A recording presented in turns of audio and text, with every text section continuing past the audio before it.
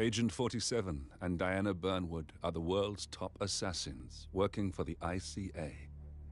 Unknowingly, they have been hired by a shadow client to target a number of operatives of Providence, a secret organization working in the highest echelons of power. Providence's controller, the Constant, approaches Diana and makes her a deal. Eliminate the shadow client and learn about 47's past. But when 47 discovers that the shadow client is Lucas Gray, his lost childhood friend, he and Diana switch sides to fulfill an old pact: destroy Providence. Together, they manage to capture the Constant, forcing him to reveal the identities of the 3 Providence partners. Eliminate them, and the war would be over. However, the Constant has an ace up his sleeve.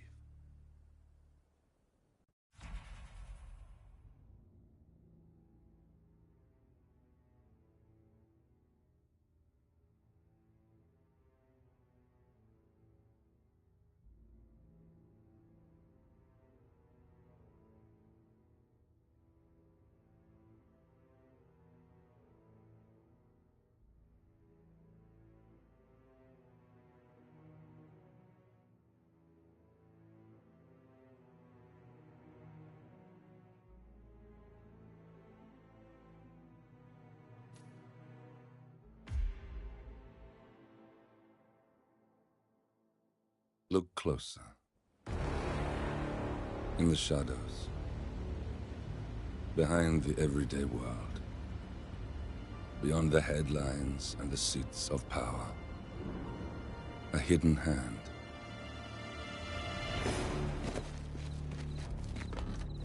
A kind of company known as Providence.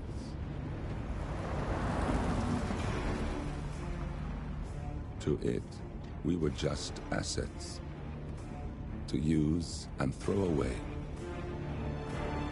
To do the unthinkable. The unforgivable. And it never gave us a second thought. Until now. After decades in the shadows, we are fighting back. Me and 47. Much has been lost, but we are closer than ever. We trapped the Constant, Providence's chief controller, and finally learnt the names of its 3 partners. In their downfall, we lay the past to rest. And, just maybe, look towards the future. 47. It's time.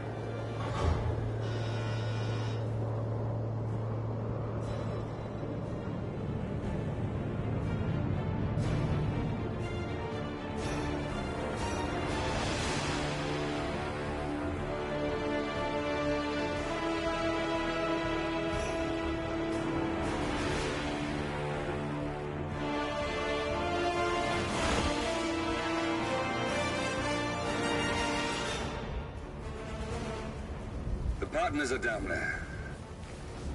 You know, I never planned this far ahead. You never do. I see someone got his memory back.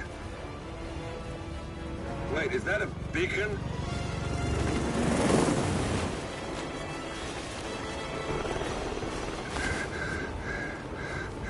What the hell?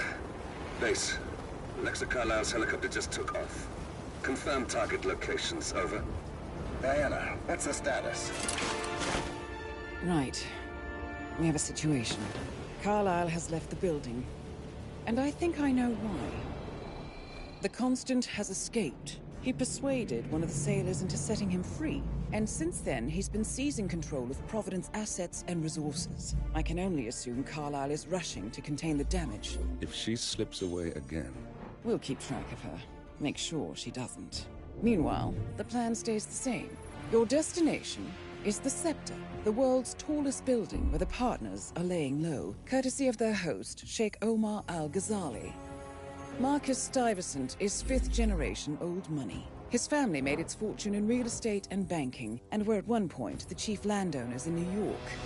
Carl Ingram is a powerful Washington kingmaker whose family grew rich selling gunpowder during the American Civil War, and later established a globe-spanning empire in oil, coal, and steel.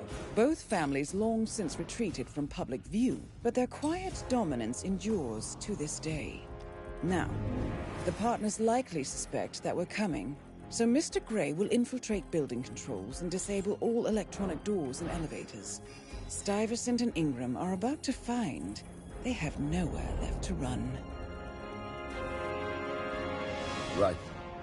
This is our moment, 47. Providence ruined our lives with the flick of a pen. Today, we return the favor. Happy hunting.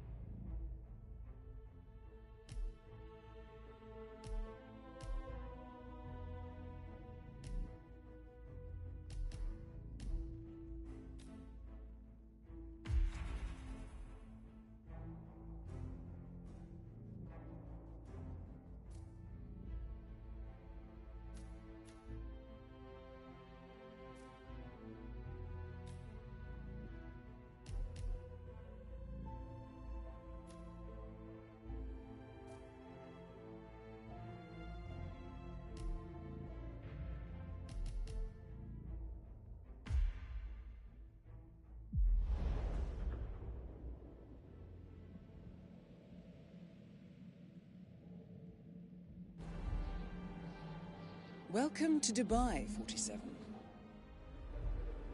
Today is the inauguration of the scepter, and the ceremony is well underway.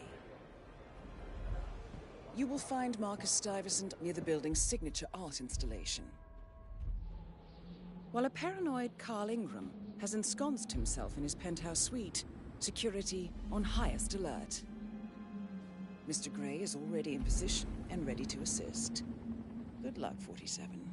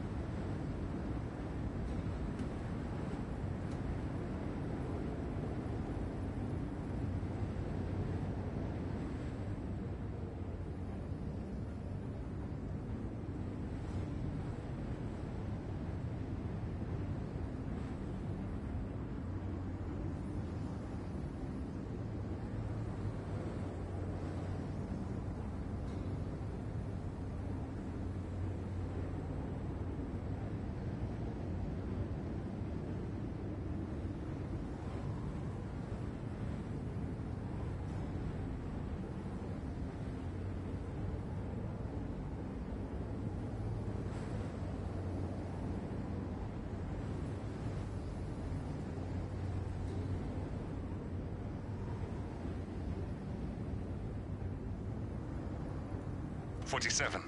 Come in. 47, do you copy? I'm here. Are you in position? I'm heading towards the point of entry. Good. Get back to me when you're there.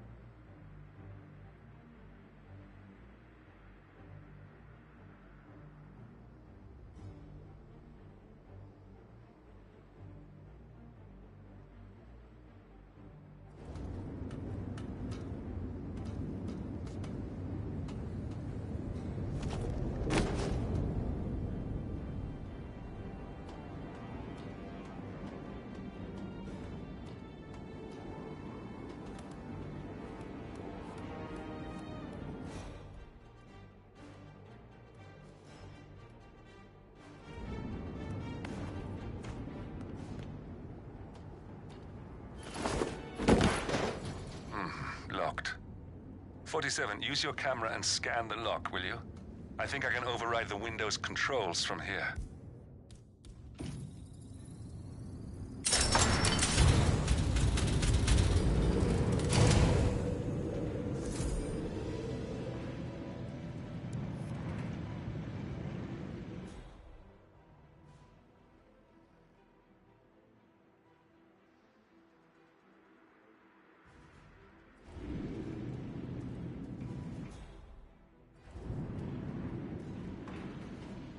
I'm in position.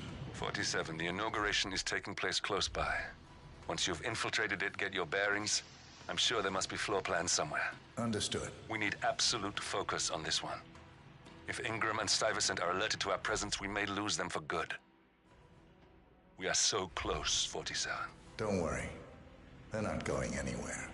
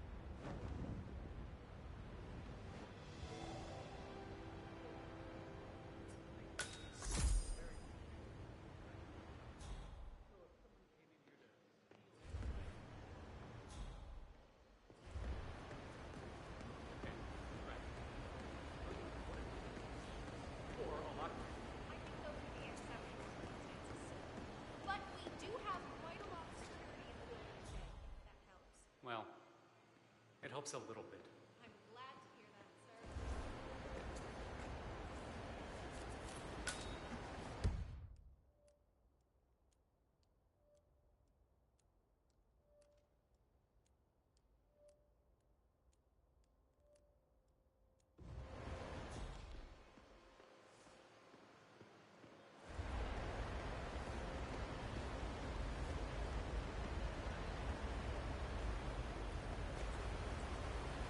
Hey, handsome.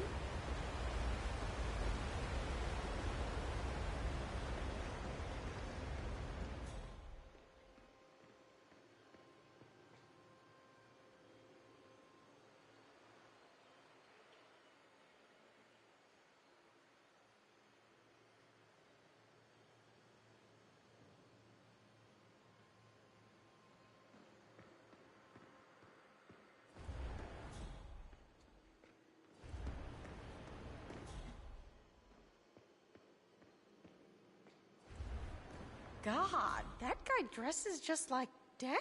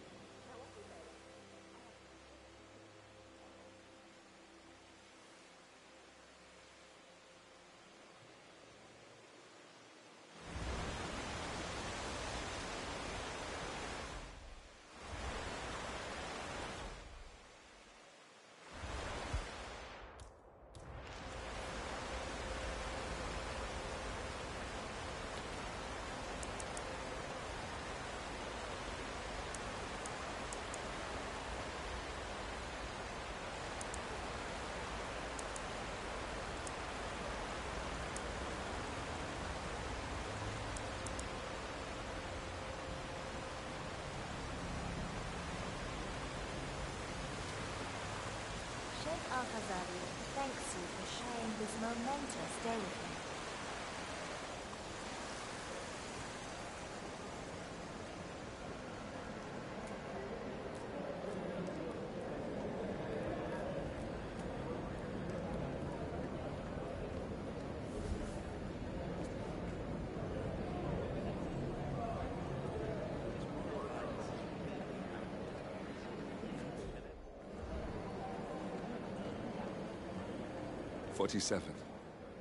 I would like to address the Providence partners directly. I want them to know why this is happening. And I have an idea, but it requires you finding a map terminal. Listen, I want to talk to the partners directly. Make them understand why all of this is happening. And that terminal gives me an idea. There's a server room near the Sheikh's personal reception. If you can gain access to it, we might be able to recover useful intel from it. We'll have to work together to hack the system, but it's our best shot.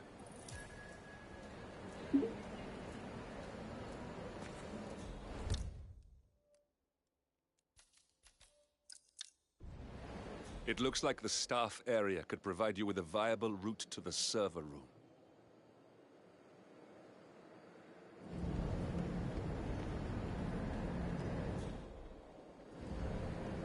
I had no idea his Royal Highness was a fan of this film. He's truly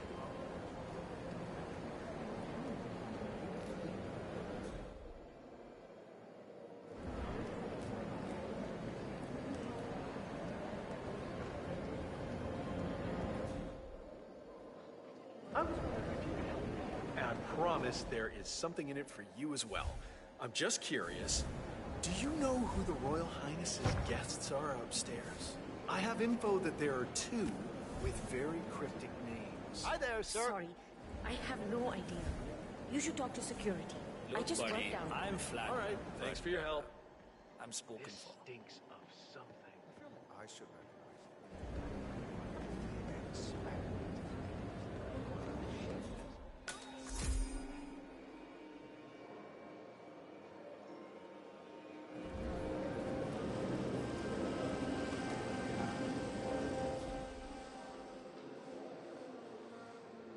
Careful around here.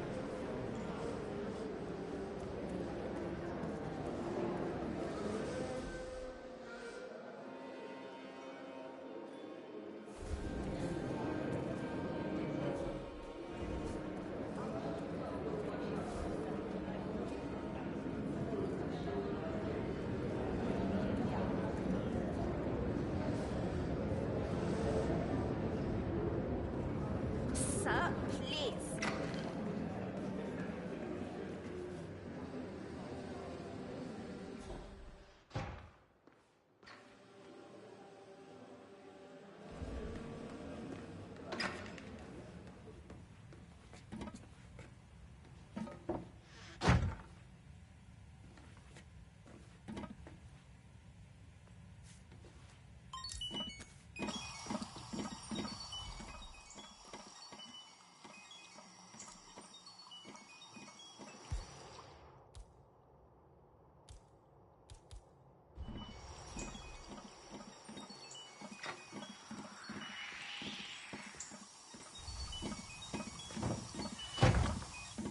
Now, stay on.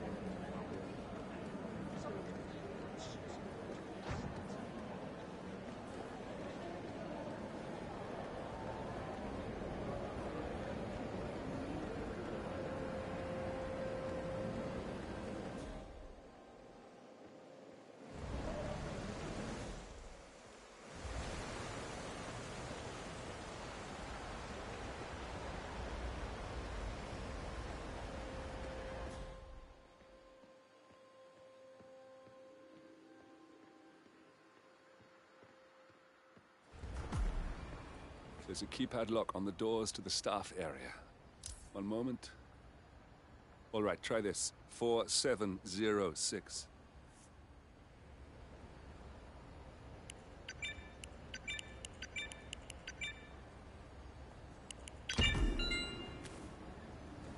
There's quite a bit of security here. One moment. You ready for some more fresh air, 47?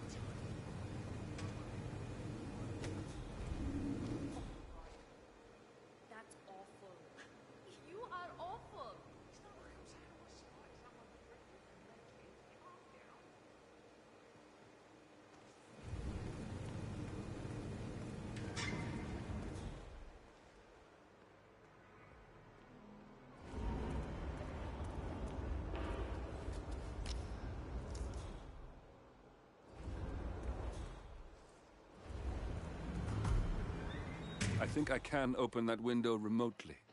Scan the lock with your camera and I'll have a try.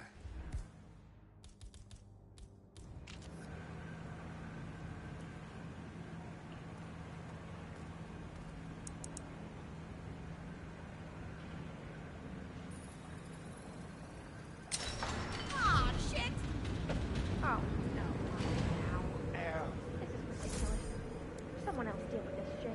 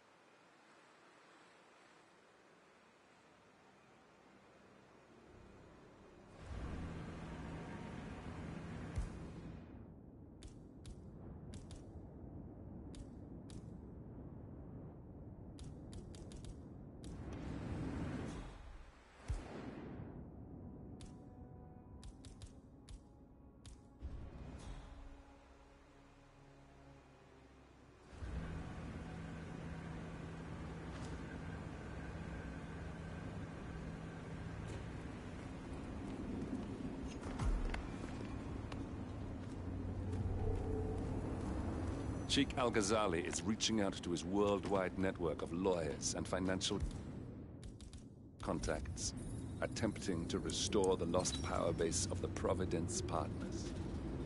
If Ingram and Stuyvesant were asked to a meeting, thinking they'll be told of new developments, I suspect they'd jump at the chance. There's a lounge area at the top of the building. It can be sealed off for private conversations. If we lure the targets there, they'll be trapped.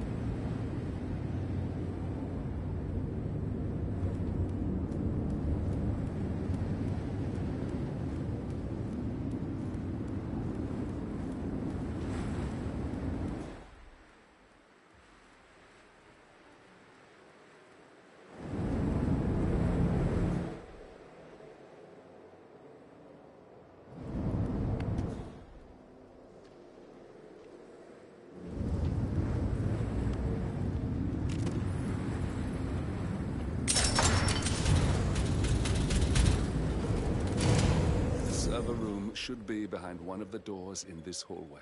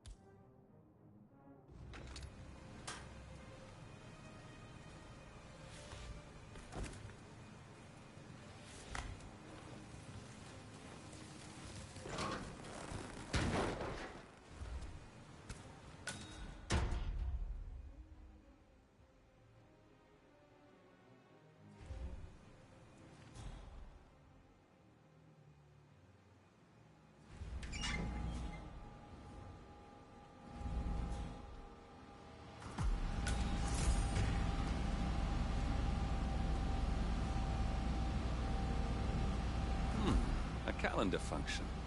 We can use this to summon the partners to a fake meeting, 47. All right, I'm no hacker like Olivia, but I think you need to pull one of the racks here to gain access to the terminal.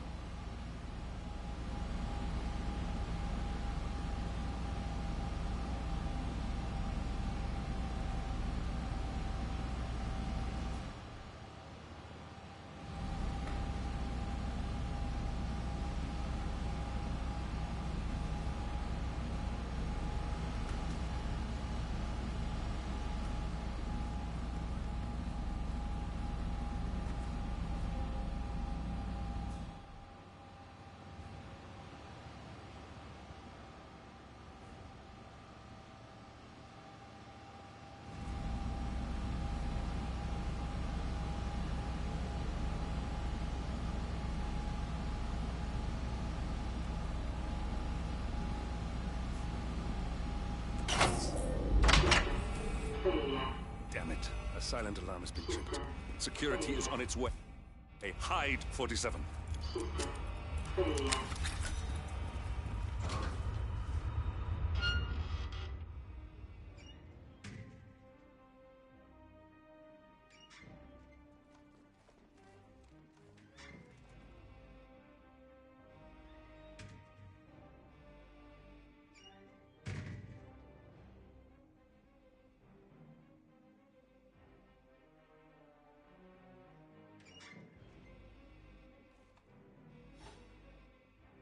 As expected.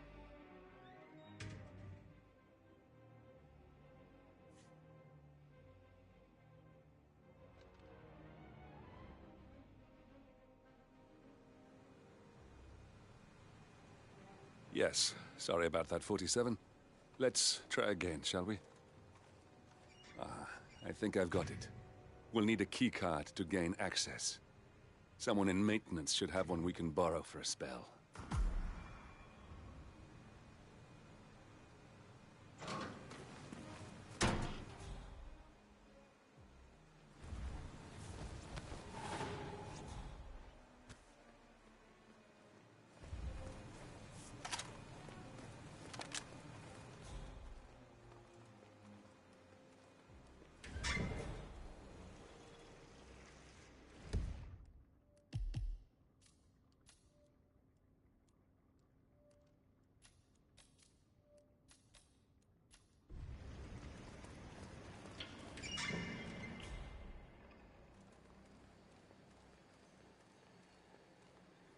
Hey, it's me. I thought about what you said. Yeah, I changed my mind. It was an insane idea to start with. Exploding golf ball. I don't want blood on my hand.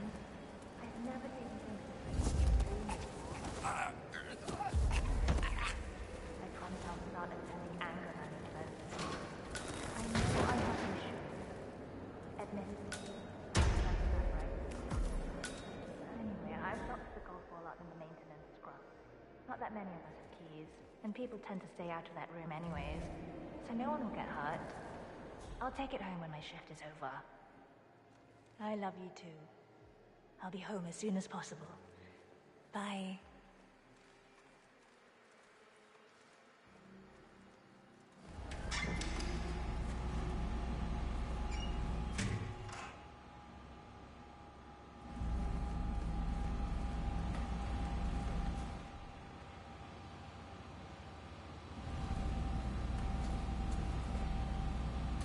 must have done something. Can you see anything different in the room?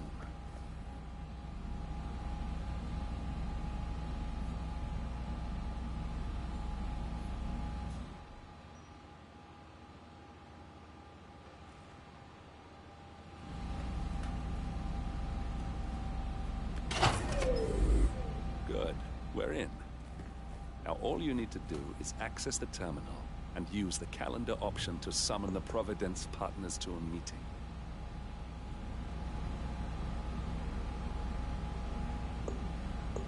Building cameras are now disabled.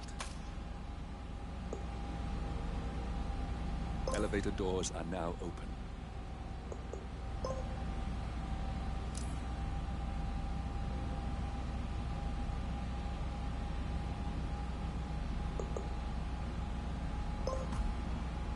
Good work. The meeting has been booked. The partners should be moving up here shortly. Huh. Looks like the lounge can be sealed off for private conversations. Handy. Excellent. I see the partners moving. You should join their meeting. Time to end this, 47. Hello.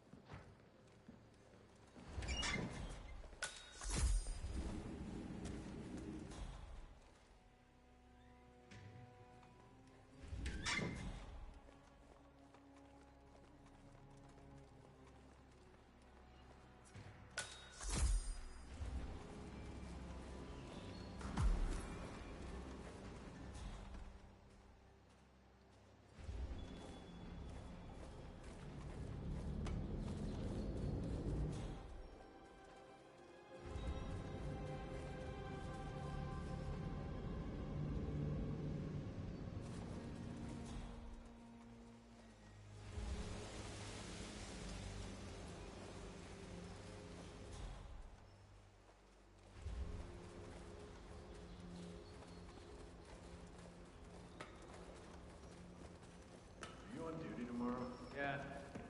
Why? Just wondered if you got the briefing on the lockdown drill tomorrow? I got it. I'll get issued one tomorrow morning. You know how it works? Because I don't. It's easy. Guard, leave us. We need to talk privately for a moment.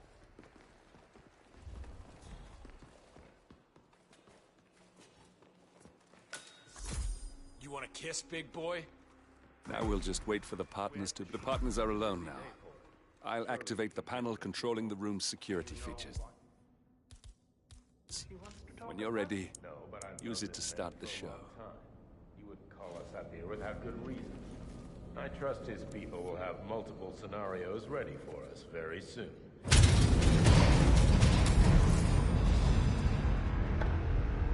What's this? Carl? Did you do that? I certainly did not. I have no idea what's going on. Gentlemen, what's the meaning of this?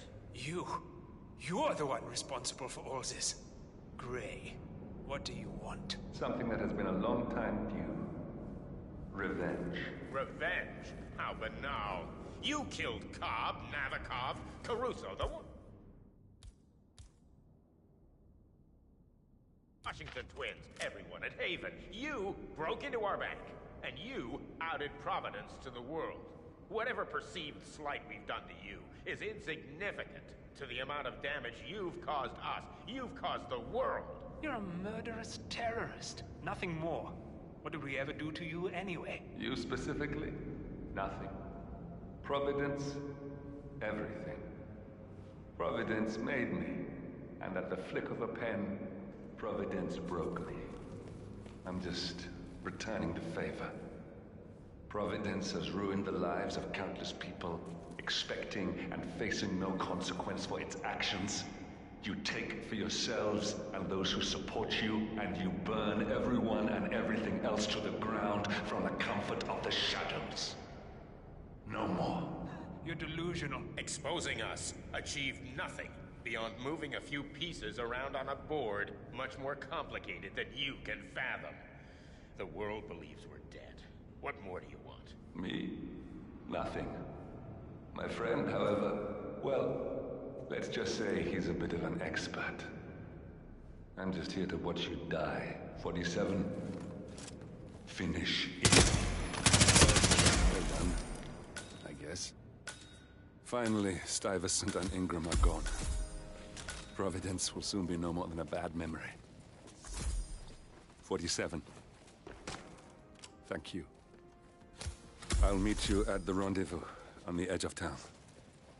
47. Finish it.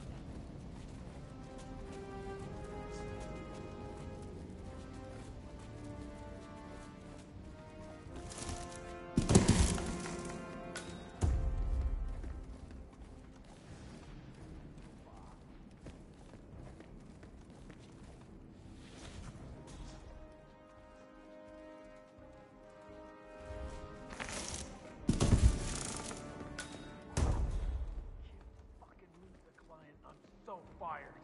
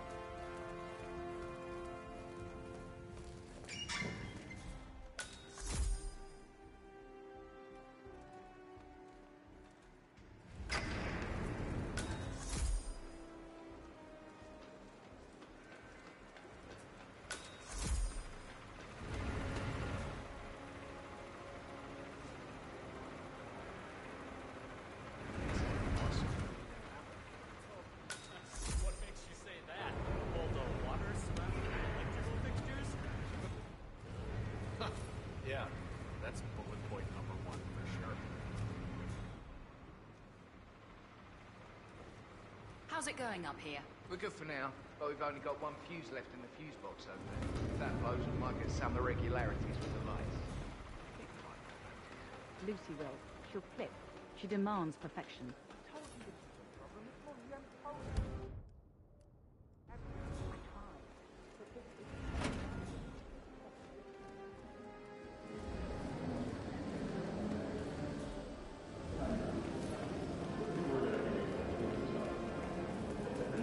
Please stay back. I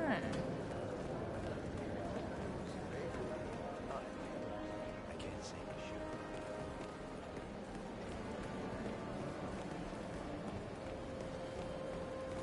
Impressive.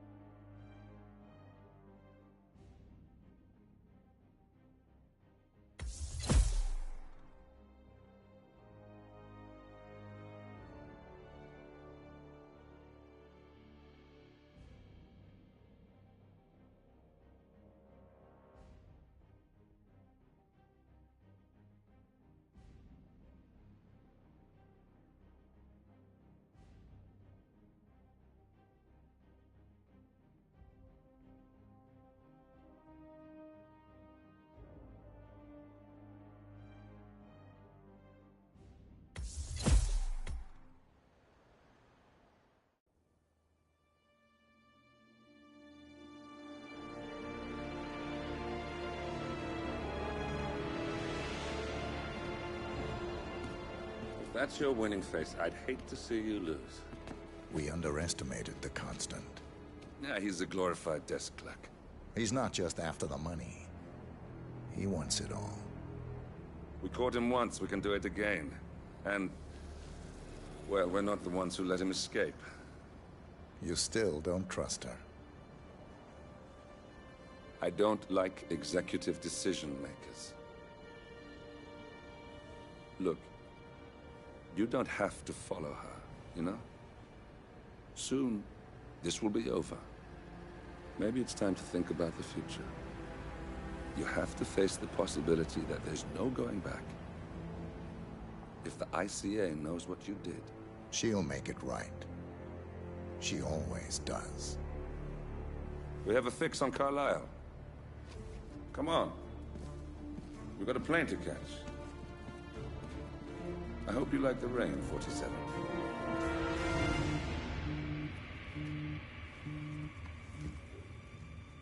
Miss Burnwood. How did you... I have everyone's number. You really ought to know by now. You planned this? All of it? Don't be silly. I just played the hand I was dealt. We'll find you. You had me. Where'd that get you? We handed you an empire. It's for the best. The partners were complacent, set in their ways. But power is more than just security. Providence can be an agent of change. Surely you understand. Or you will. Soon enough.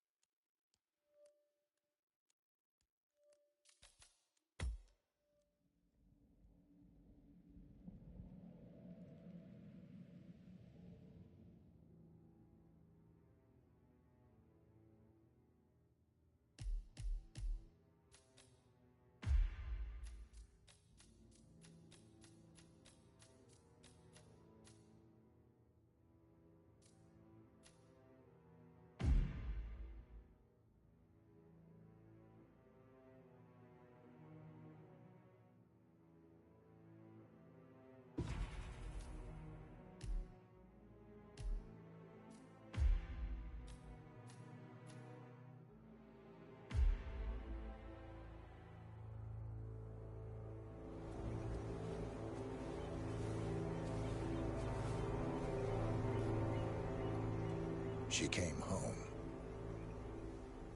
Carlisle's lost an empire. You fall hard enough, you tend to be reminded of what truly matters.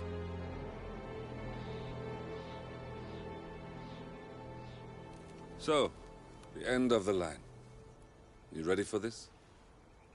Are you? Who will you be, without a score to settle? I guess the world's most wanted fugitive will have to do.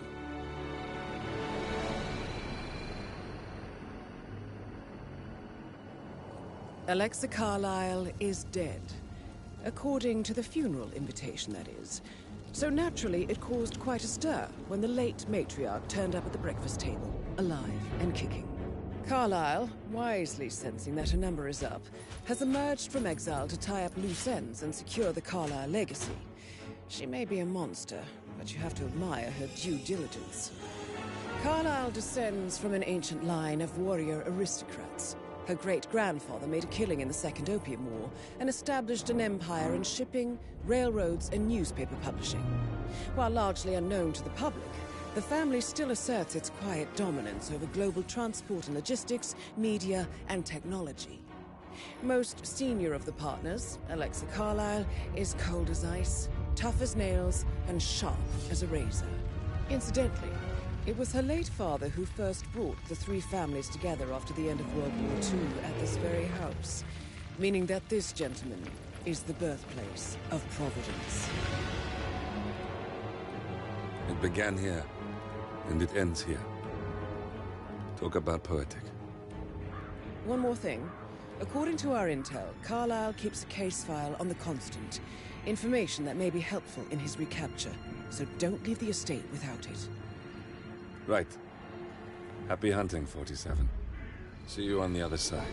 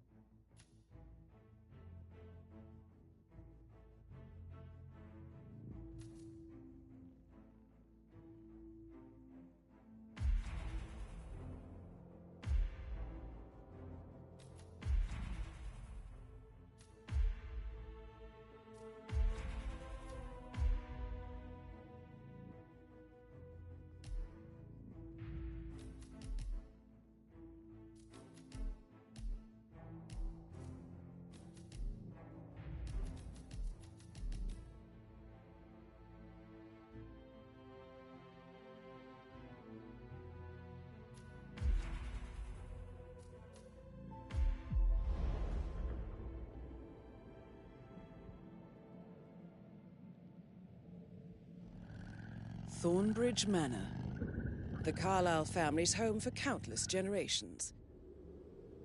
The Revenant Alexa Carlyle and her 3 adult children, younger brother Zachary, grandson and daughter-in-law, are all gathered to conduct Carlyle's sham funeral. Curiously, Carlyle summoned a famous London PI soon after arriving this morning, but his purpose at Thornbridge is yet unclear. Now, the target knows that you're coming, and her guard detail is top-notch. So Mr. Gray will secure their nearby field HQ and intercept all calls going in and out of the estate. Any appeal for backup is going to fall on very deaf ears. Good luck, gentlemen.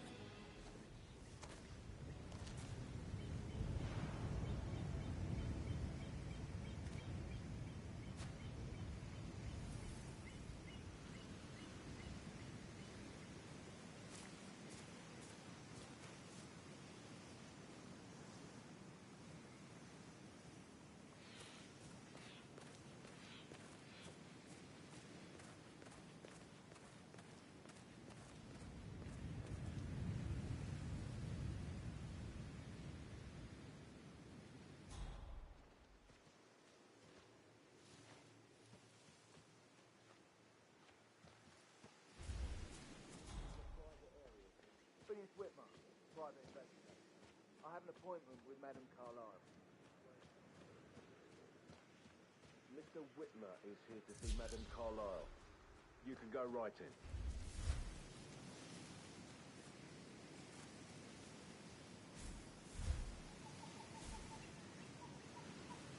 That is Phineas Whitmer, the famous private investigator hired by Madame Carlyle this morning.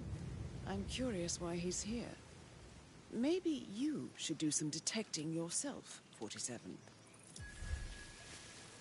A famous private investigator summoned by Alexa Carlyle has arrived at Thornbridge Manor. If you take his place, it may be an opportunity to get close to Madame Carlyle.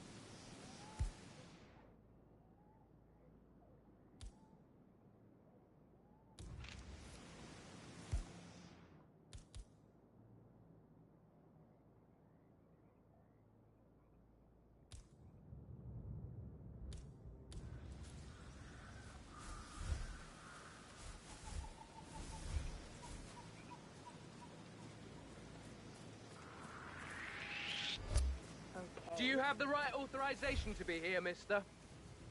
Man, you're not getting away with it. I'm getting help.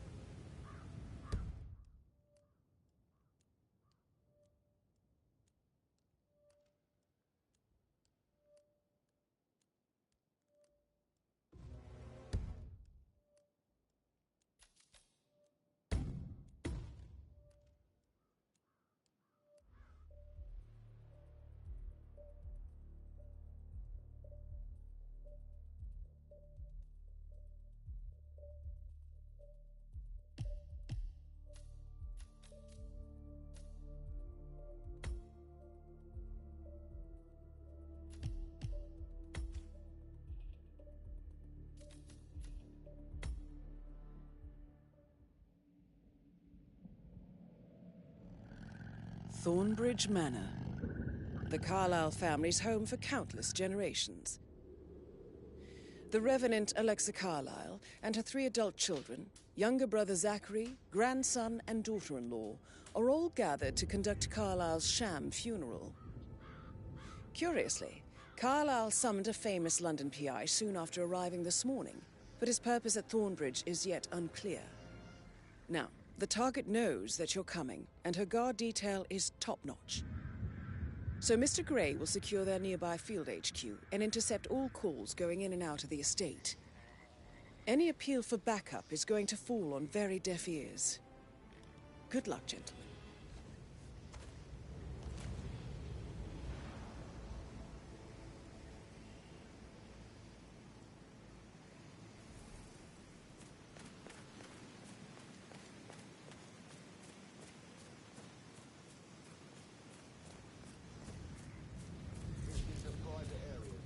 Phineas Whitmer, private investigator. I have an appointment with Madame Carlyle. Please wait. Mr. Whitmer is here to see Madame Carlyle.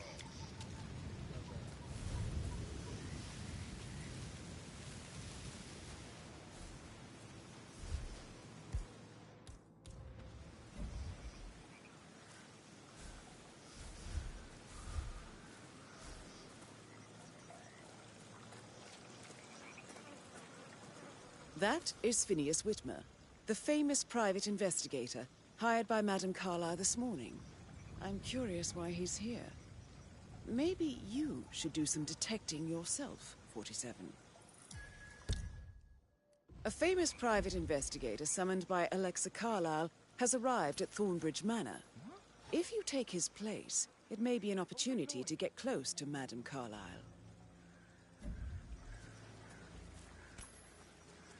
Hey? Good job.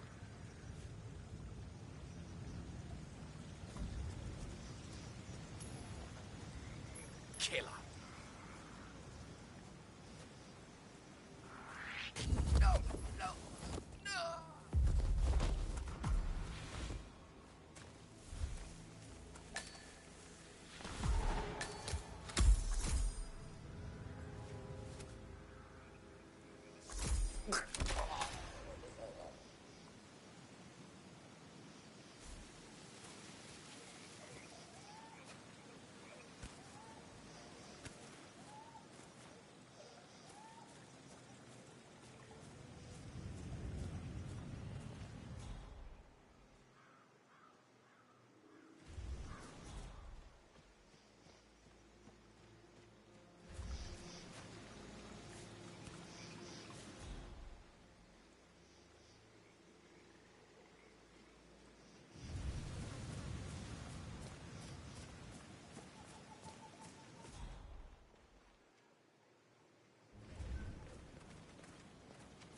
Mr. Whitmer, thank God you're here. Can I take you to Madame Carlyle? Yes, please. If you'd follow me. I know I oughtn't say anything, but I'm so relieved you're here. Everything's just so strange. Preparing for Madame's funeral, and then she turns up alive. But then the awful business with her brother Zachary. And all this security. I've never seen the place guarded like this, and I dare say I don't like it at all. This is what I mean. You have to be patted down before you see Madame Carlyle inside. Oh, I could just cry. Oh, by the way, I told Kate about it. Next. What did she say? Well, I thought she'd be mad at me, but she just thanked me. Said she understood the position I was in. We had a really good talk about it, actually. What did I tell you? She's a sensible woman. And that stuff from your ex was like manipulation 101. I know. It'll be over quick. I guess I thought she was gonna read into them and freak out. Say I must have done something to provoke her. Shit, man. Caroline really did it. You're clear. Move on.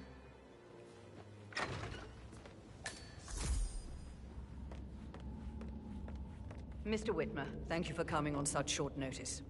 A great tragedy has fallen upon us, and I need a quick resolution, handled with absolute discretion. Results and discretion are my speciality. Very well. I suppose you will want to start at the crime scene.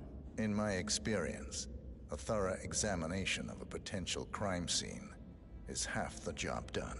Good. Fernsby will take over from here. I am Mr. Fernsby, the butler. Madame Carlyle has asked me to assist you in any way possible. Mr. Whitmer, I understand that you've traveled from London. Would you care for some refreshments? Or do you prefer to go straight to Mr. Zachary's sleeping quarters?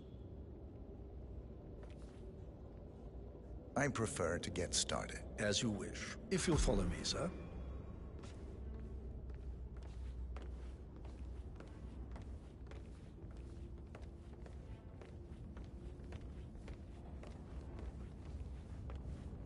I feel obliged to point out that current affairs surrounding Madame Carlyle are of a delicate nature. You may be familiar with the recent announcement of her death. You will probably learn that a staged funeral is scheduled to take place tomorrow. Madame's children were not informed until this morning that their mother was in fact not dead at all. Sir. So please bear with them if they seem affected by the rather unusual situation. I trust I do not need to remind you that there will be consequences if word gets out that Madame Carlyle is still alive. I'll consider her dead when I leave. Before you inspect the crime scene, I will tell you this. The case concerns the death of Mr. Zachary, Madame Carlyle's younger brother. He was found dead in his bed this morning. The door was locked from the inside, and a suicide letter was found in his room. However, Madame Carlyle suspects foul play and will not accept that he took his own life. I've prepared some information for you, so please do come and see me when you've finished your investigation of the crime scene. This is Mr. Zachary's room, to my right. A locked room murder mystery, 47. I trust you'll get to the bottom of this.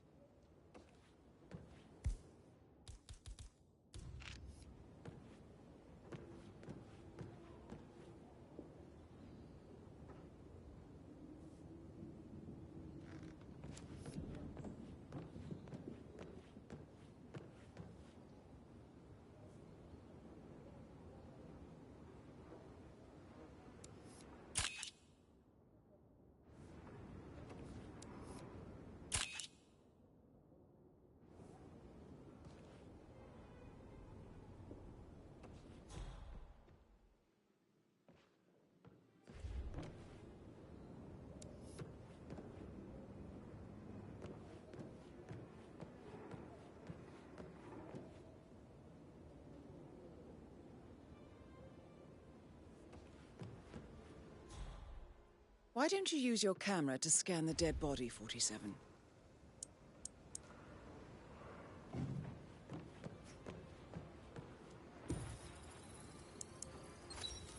Throat markings indicate a rare, short-lived plant poison killed him.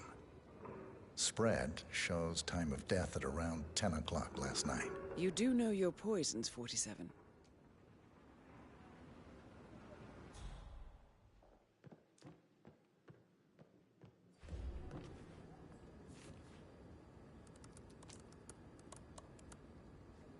Zachary was shopping for new Wellingtons last night. Not exactly what you would expect from someone suicidal.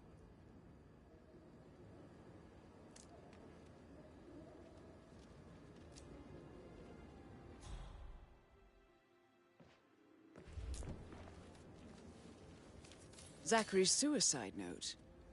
Also, a sample of handwriting. It could be relevant to compare to other samples to establish its authenticity.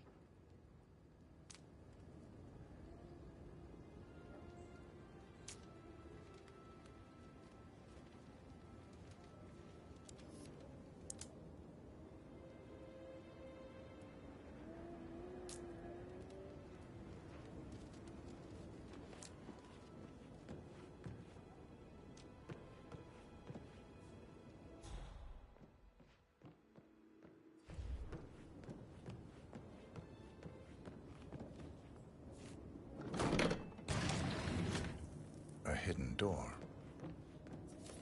It's a secret passage. This could explain how the door was locked from the inside.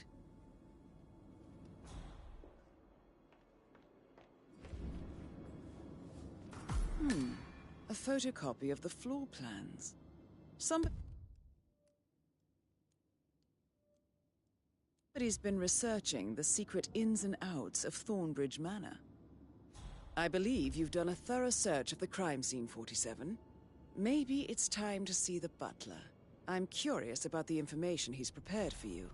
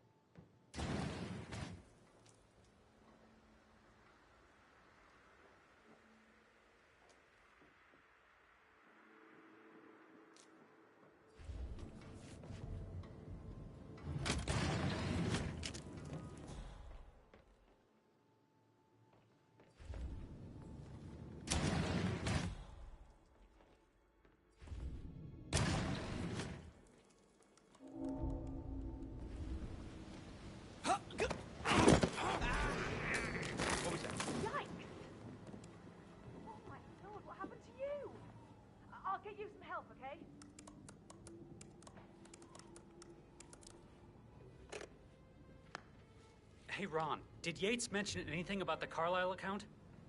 Yeah, command. Yes, I'm in England now. Understood. It's all gone. Ron and I haven't been briefed about shit. What the fuck do I say to Carlisle? I feel completely blindsided here. I have no idea what's going on. It's all gone. No, she's calm as ice. It's just not natural. Nobody's that calm. It's gonna end in murder, I'm telling you.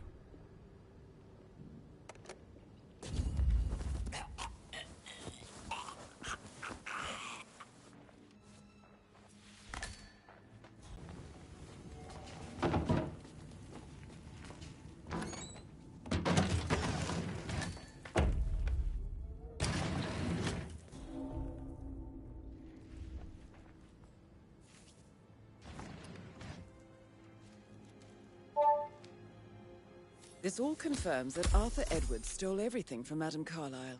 Perhaps you should let her know how bad it is, 47.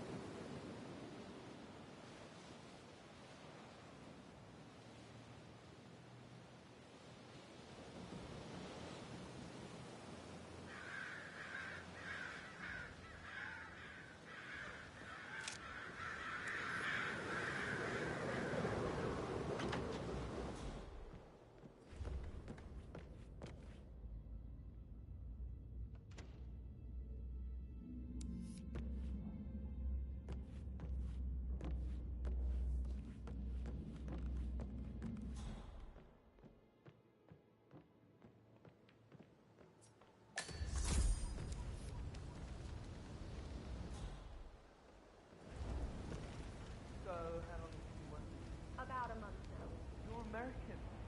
What on earth are you doing in this shithole? You feel like you belong in clubs in London. I bet you're a great dancer. I don't like dancing. What about restaurants? You like food? I know some great places. You should come visit. I'll take you somewhere really nice. Spend a few bucks. A girl like you deserves that. I don't know.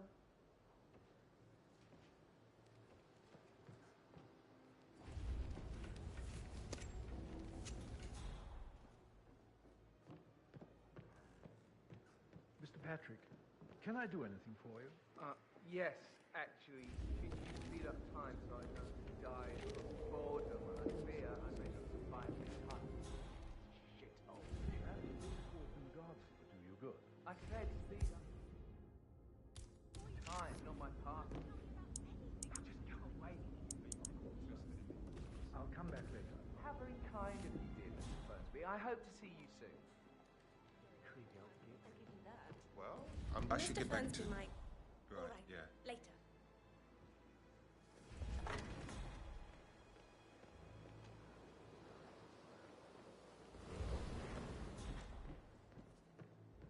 Do I like him, or do I like the fact he's not another knuckle-dragging rugby washout?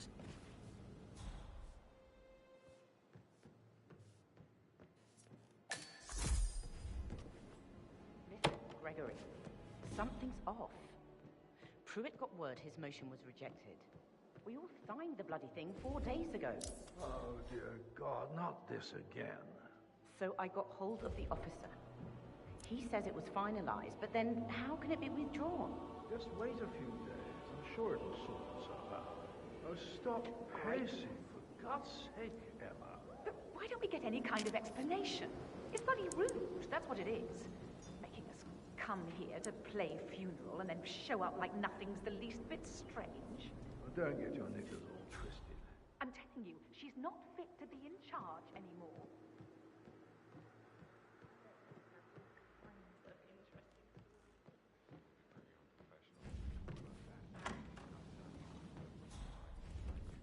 Oh, come on. Pretty please? With sugar on top? With a handsome face like that, I bet you work with a lot of high profile. I actually... Yeah, same.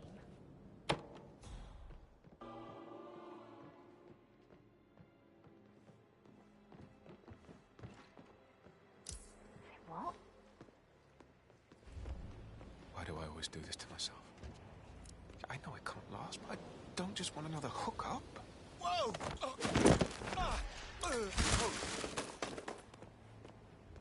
Dragon 6 is at 8-4. Man down to grid 4947, over. Look at me getting all giddy. It's like year 10 all over again, just without the awkward slow dancing. Can't you just relax for a minute?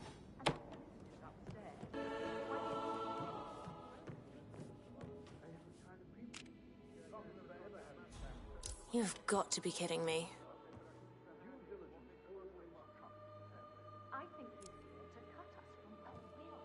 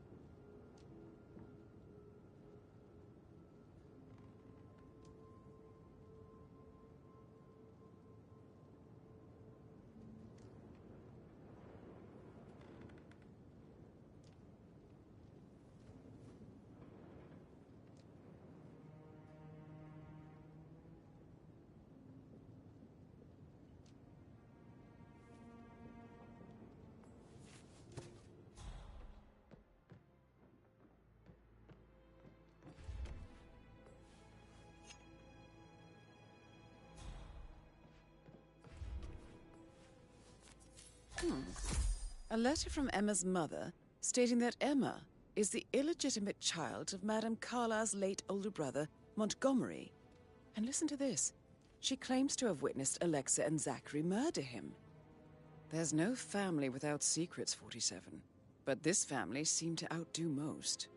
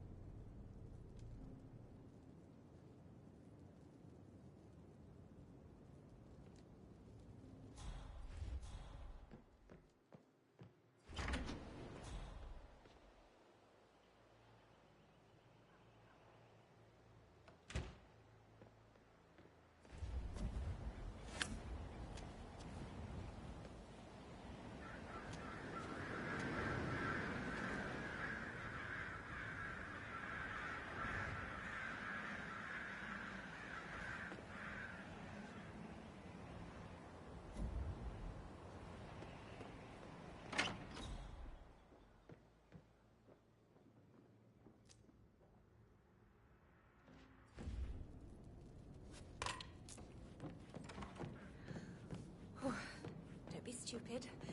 Stop acting like you're 15. You're a grown woman.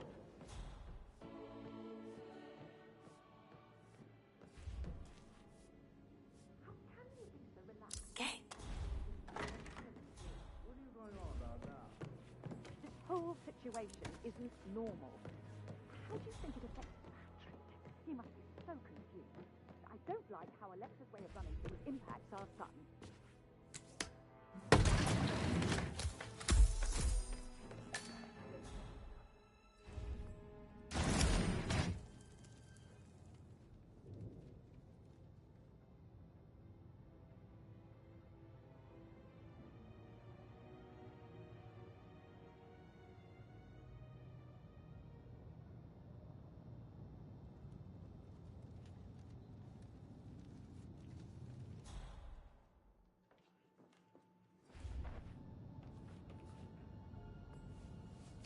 An old letter, 47. Never opened. Must have slid under the secret door nearly 46 years ago. It states that Alexa Carlisle's older brother, Montgomery, wanted Alexa to become the heir to the Carlisle Empire instead of himself. Interesting. You're an excellent detective, 47. Uncovering truths half a century old. If you frame it correctly, I believe you could use the information to convince Madame Carlisle that Zachary committed suicide.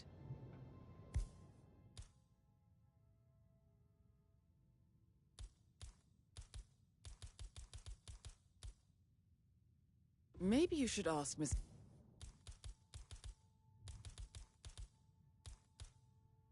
Fernsby to see her. Or perhaps you feel like digging a bit more.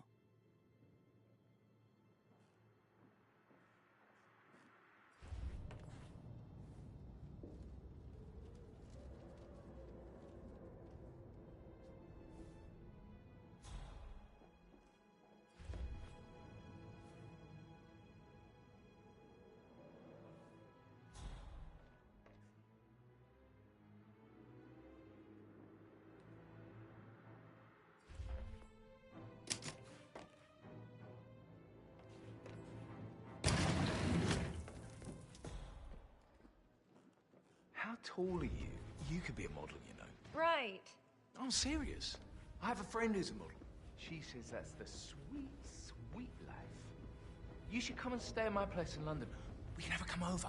Give you some tips. I'm quite happy here, thanks.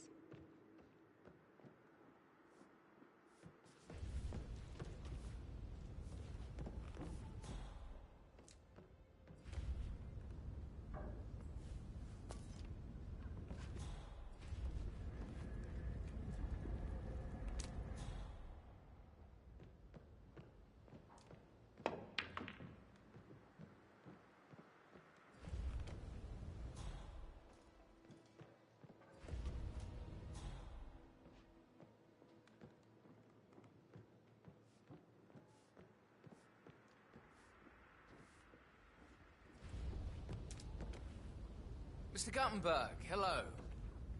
Yeah, listen. No, listen. I understand, but you need to talk to Anthony about that. Calm down. Yes, I understand. I'm sure we can come to some arrangement.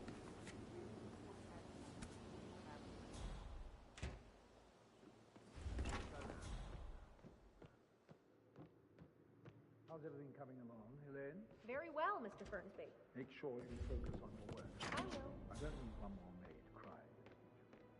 So watch yourself around, Mr. Patrick.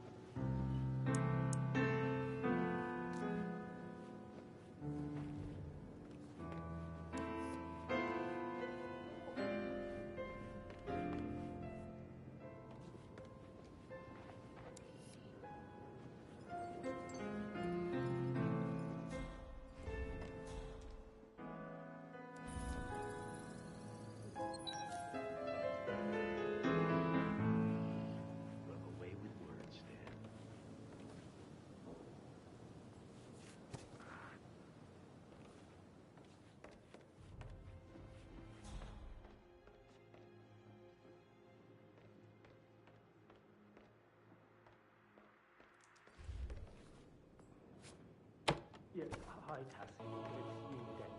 Edward. You are not supposed to be here.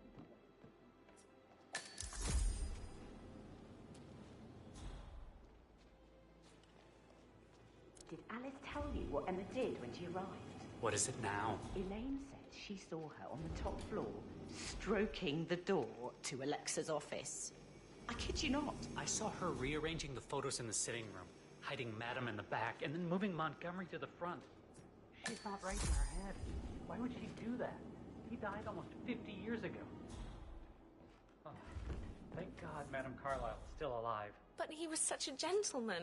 He gave me his coat and all. Rosie, you need to forget about Patrick. No good's gonna come of it. Stick to your own kind. Oh, you mean like Chris? He treated me like shit. All he wanted to do was play his stupid video games, never any romance. I deserve romance. Hello there. So 41 guests will attend the funeral tomorrow. There's still a lot to see to, but we're in good time.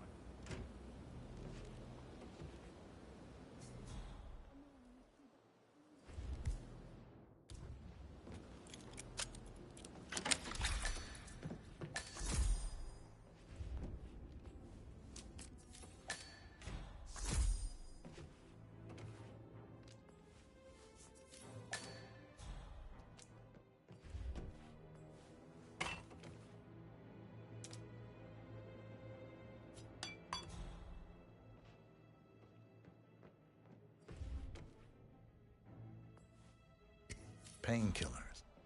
Lethal if you use enough of them. But not the poison used to kill Zachary. Of course, Madame Carlyle doesn't know that. Are you considering to frame the butler, 47? Zachary's diary. This is big. He was about to confess to the world that he and Alexa murdered their older brother Montgomery 46 years ago. And apparently, Mr. Fernsby helped make the murder look like an accident. And 47, the handwriting doesn't match the suicide letter in his room, proving he didn't write it himself.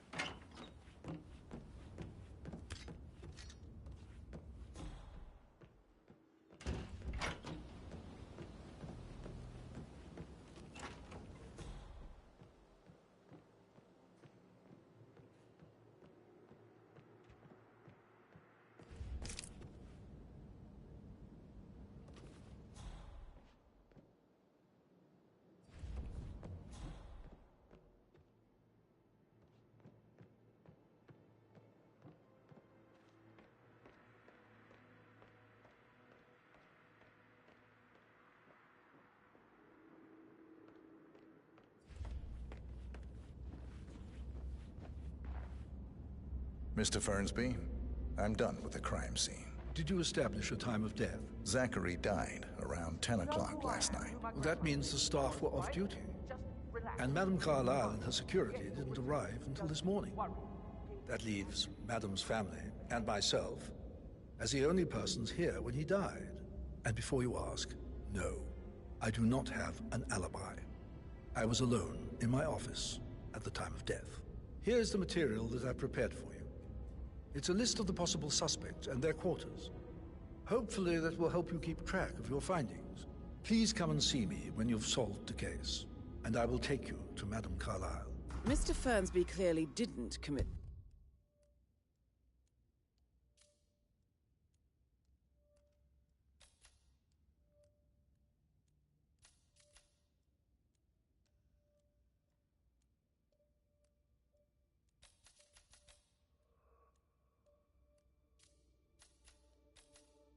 the murder.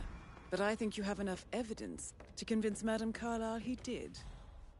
This is very useful information, 47. Reading? A quick glance, and I can really see that smart. you've already uncovered some relevant facts. I do like reading. So how does one solve a reading too. murder mystery, I read 47? all the time. Motive, Literature means, and and opportunity, I believe. Such. That's nice. May I suggest you ask the suspects for alibis? Or perhaps do you prefer searching the manor for clues first?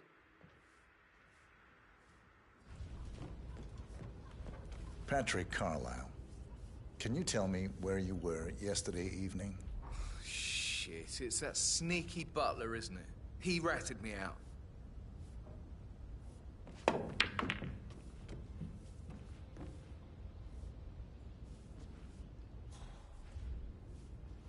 Elaine, give us some privacy, would you?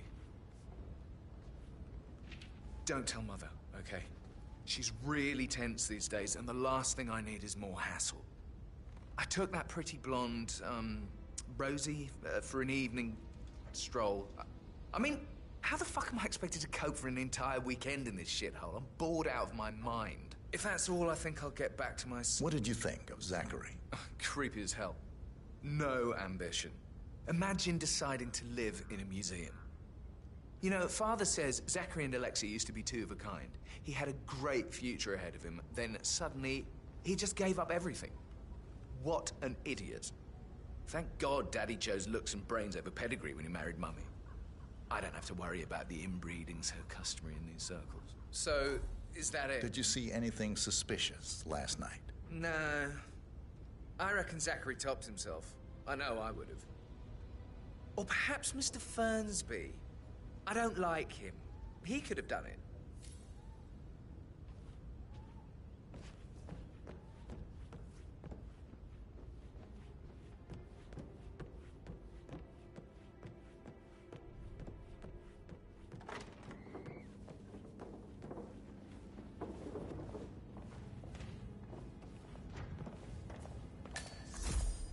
Rebecca Carlyle, can you tell me about yesterday evening? We don't really see much of each other, my brothers and I. suppose it takes our mother's funeral to bring us together, and even then, it's not like we sit on each other's laps. Now, let's see. Patrick, Gregory's son, disappeared straight after dinner. You know, I think he might be in some sort of trouble. Edward wanted to go as well, but Gregory convinced him to stay for a few drinks before they went off for a pint at the local at 9:15. I swear Gregory enjoys Edward's discomfort over staying here.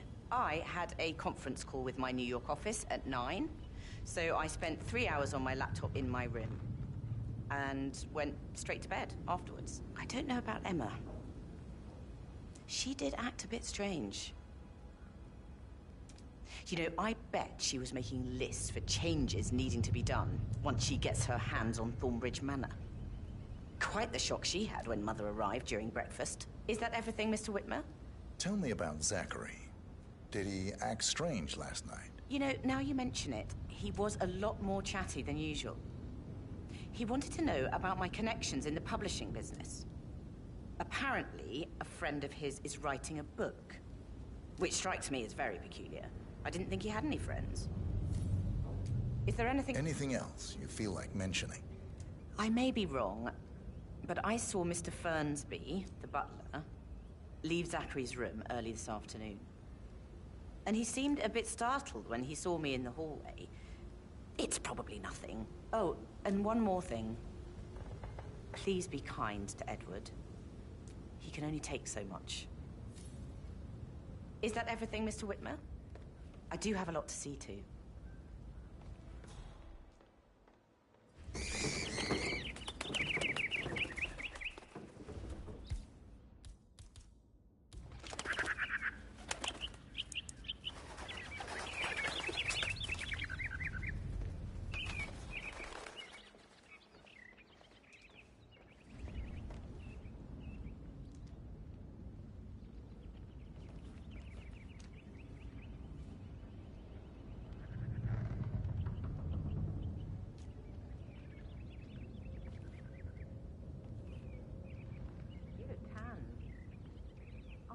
Mother spent the last week at her Cyprus estate.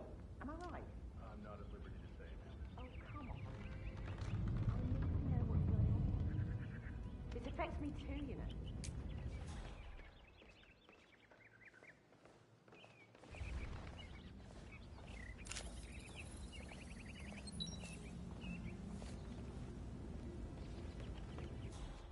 Looking good today, sir.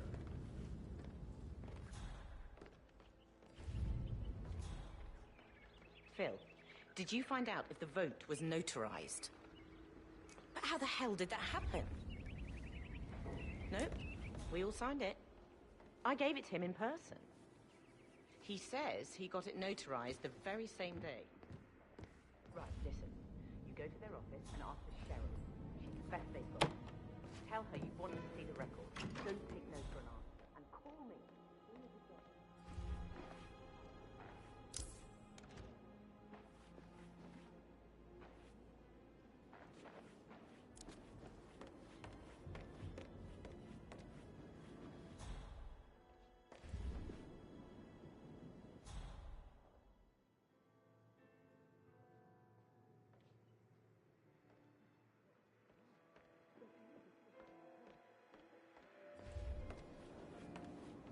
Emma Carlyle, can you tell me where you were yesterday evening? Surely I'm not a suspect. I need to account for everyone. Well, I spent the evening with my family, but I got an awful migraine and had to take to bed. Everyone can attest to that. I believe I went up when the boys sat down for a drink around 8 o'clock. Is that all? How did you feel about Zachary? I might as well be honest. His presence was always awkward. How do you have a meaningful conversation with a man who only cares about plants? In my opinion, Alexa bears some responsibility for how this ended. She supported his self-limiting behavior by letting him live here. Anything else you want to know? Have you noticed anything else out of the ordinary? Nothing special comes to mind. Except, perhaps, I did get a feeling that Zachary was depressed, not just sad. I suppose he realized that he had no one with Alexa gone. Even Alexa must feel the pangs of guilt over that one. letting him believe she was dead. Then again, guilt isn't her strong suit.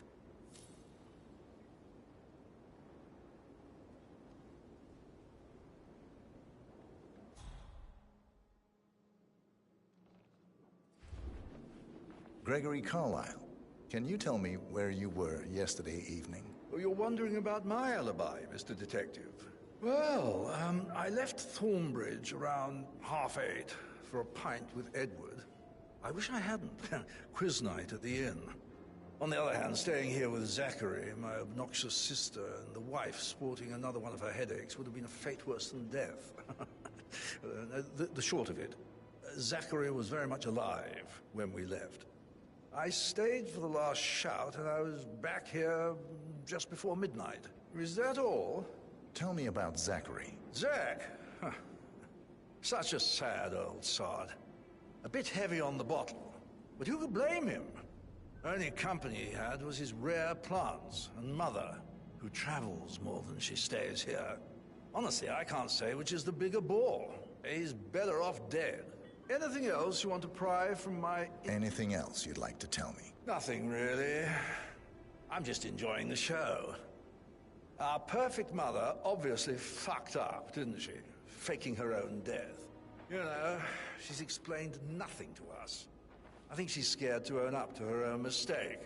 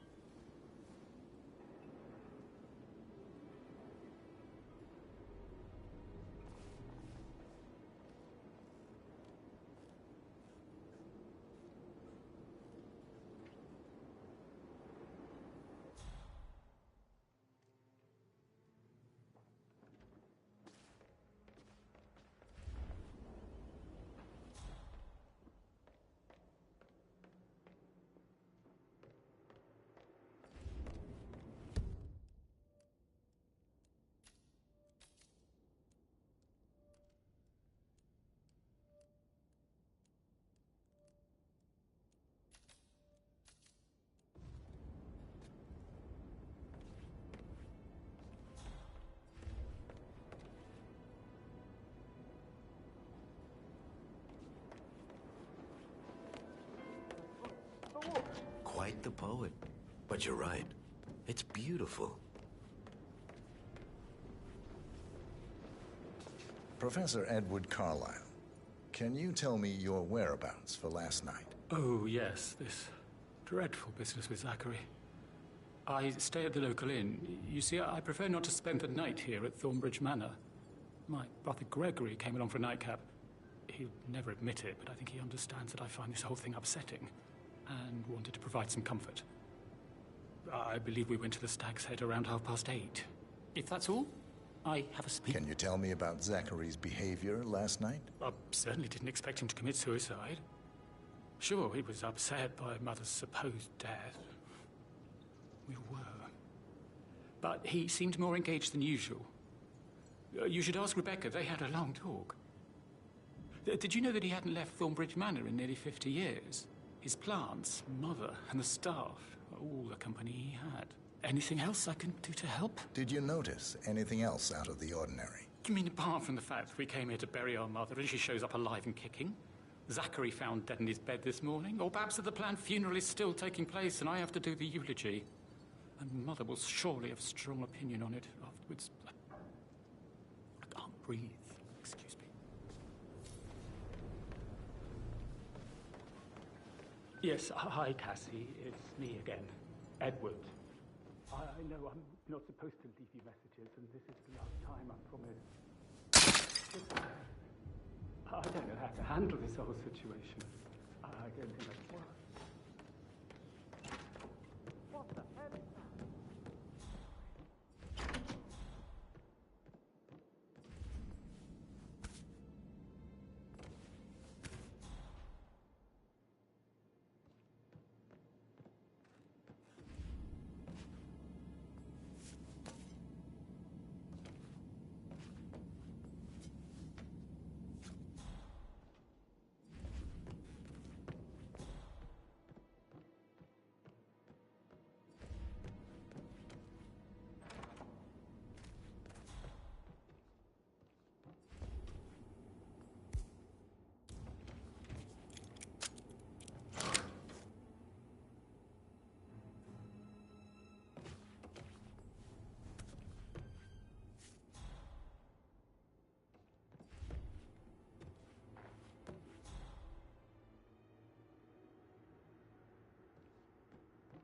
All the groceries around.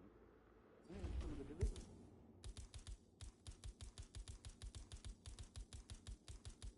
People were unhappy with the security of the gate. What is crazy there? She never misses a step. Gossiping at work, though. It's a headache from all the decisions.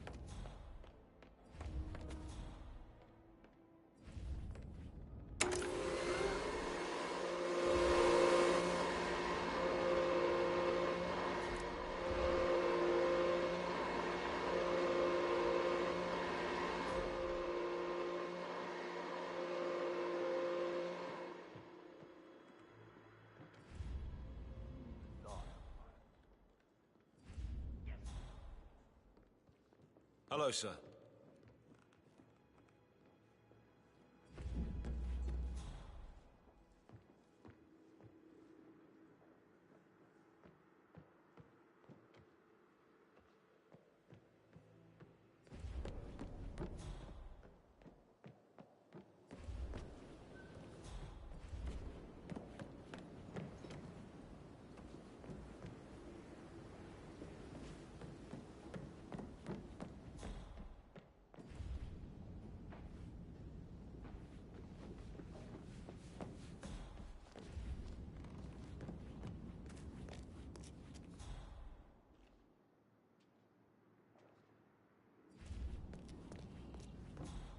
That is the door to Rebecca's room.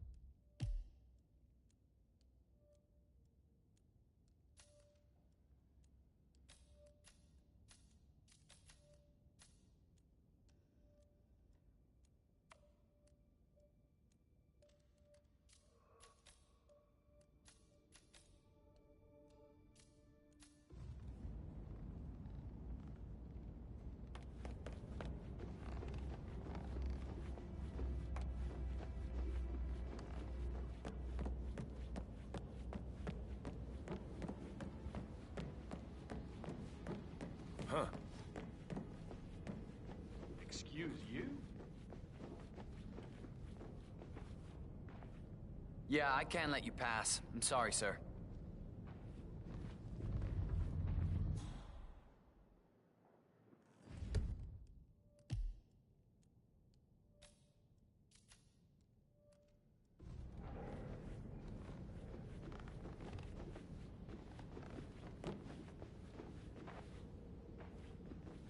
Greetings, sir.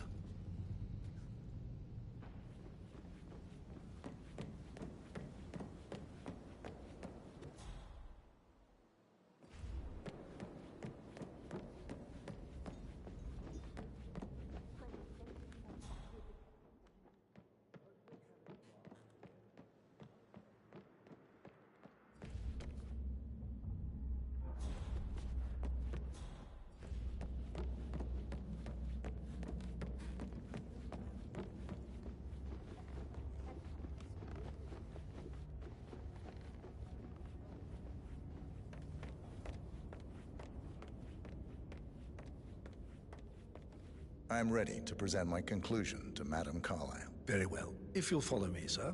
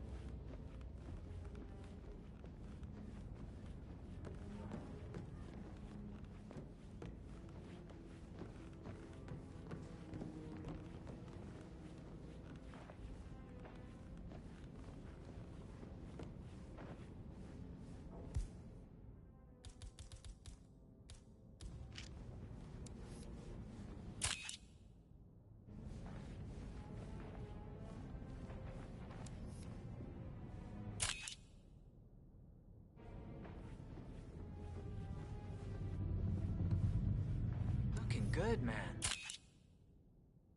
Looking good.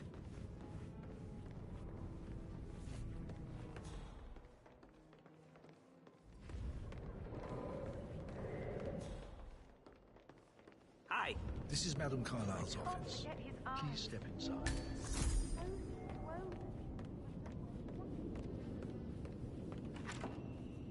Your detective skills have gained you access to the Lion's Den, 47. Now, go claim your reward. So, Mr. Whitmer, you've reached a conclusion. Take a seat.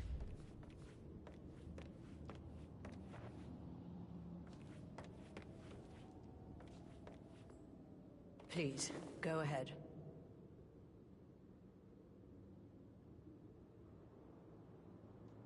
The butler, Mr. Fernsby, killed Zachary. Fernsby? Oh, you've got that wrong. He would never do such a thing. He is the most loyal man I have ever met. I found pills in his office that matches the poison that killed your brother. Furthermore, I found Zachary's notebook, half burned, in Mr. Fernsby's fireplace. It showed that Zachary intended to publish a written confession to a murder the two of you committed nearly 50 years ago. The murder of your older brother, Montgomery. That's outrageous. We did no such thing. No need to feign innocence. I know a killer when I see one, and my discretion is assured.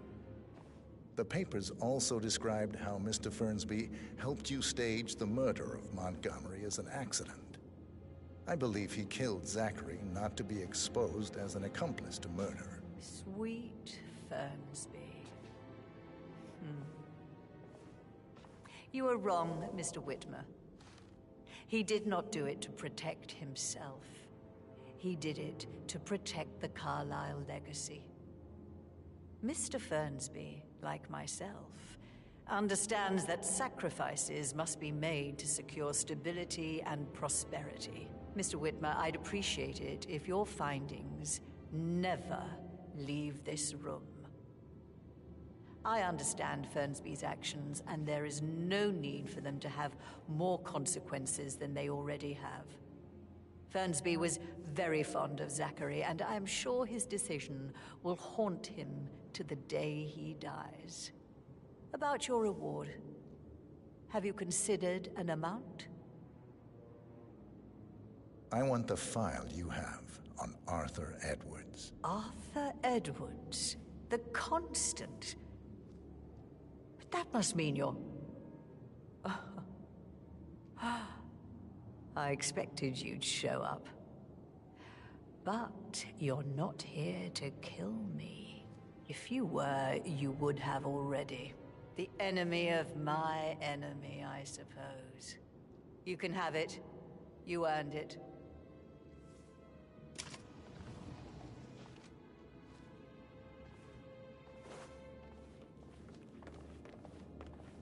Hello, sir. The file you want is in the safe.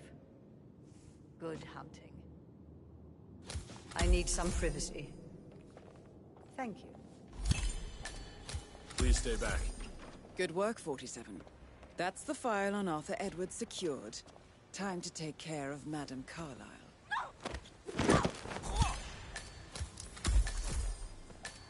Mission complete. Well done, 47.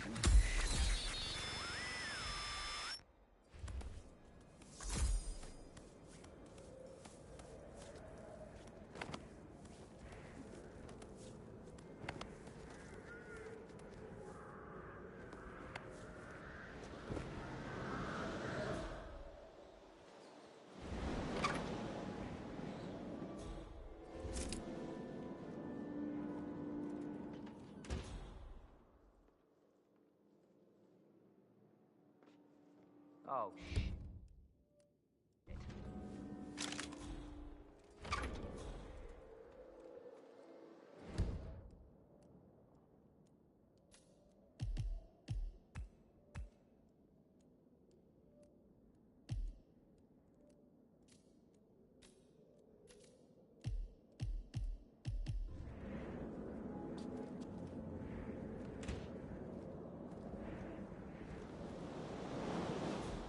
Gotta dig this place. Ancestral graveyard, trophy room. I seem to have lost you. The safe is hidden behind a portrait, with a secret mechanism for uncovering it.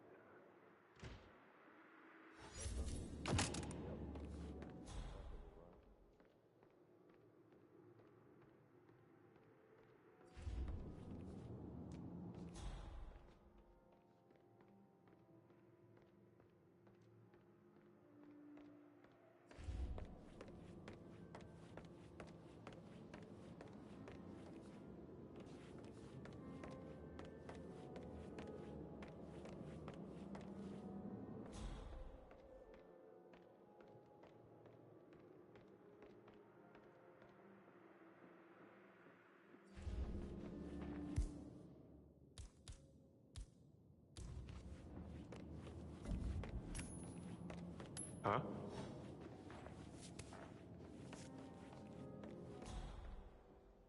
Ah, nice.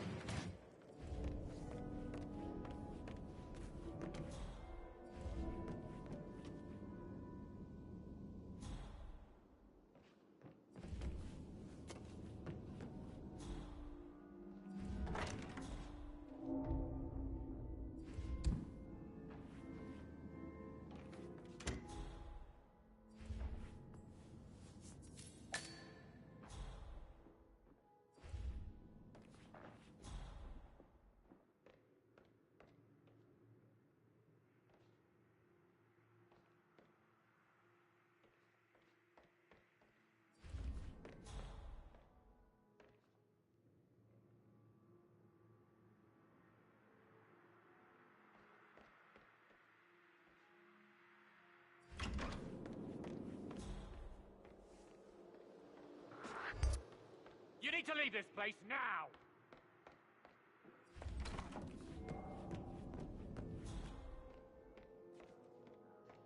Hello? I think something bad is happening.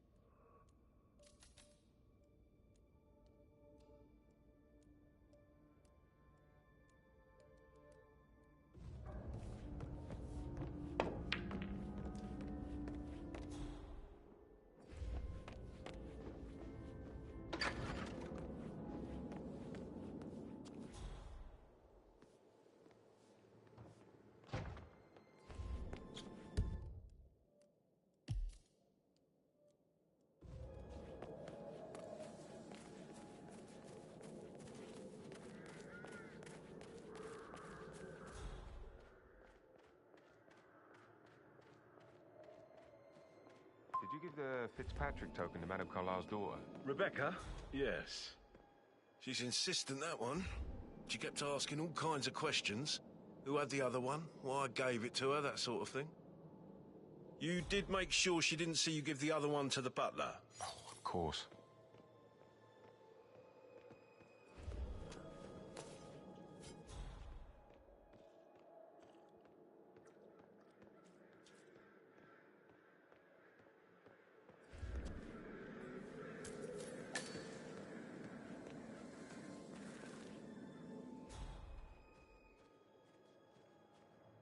Security detail at a staged funeral event tomorrow.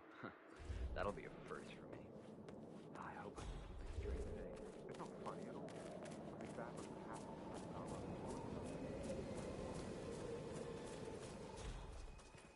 Madame Carlisle wants to inspect the arrangements for the staged funeral tomorrow. What's the delay? It's the birds. They're making a racket, dropping things everywhere. The undertaker wants to walk. Madame Carlisle. In a right state. So, unless you want to take on the birds, I suggest you stay. Oh, no, my aim's horrible. It's for everyone if I just wait here till he says he's ready for Madame.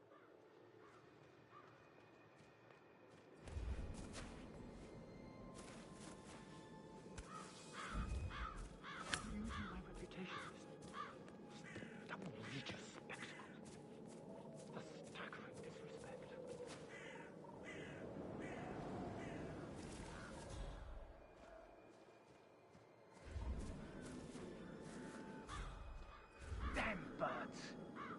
Let's get a clear hit on those nests.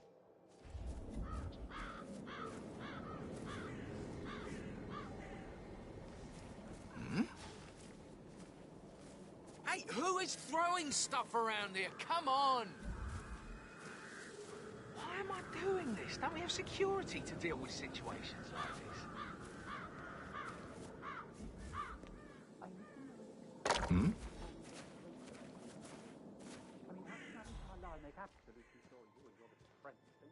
Hello? It's just me. Don't throw anything at me, please. Huh?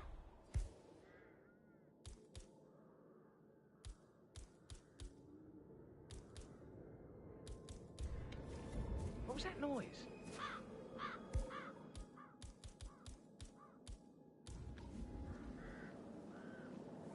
Oh, this day keeps getting better and better.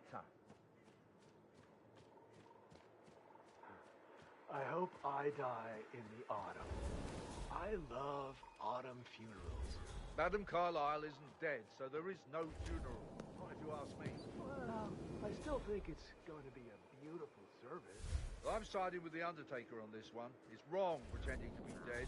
Some things you don't have to do, not even if you're filthy rich.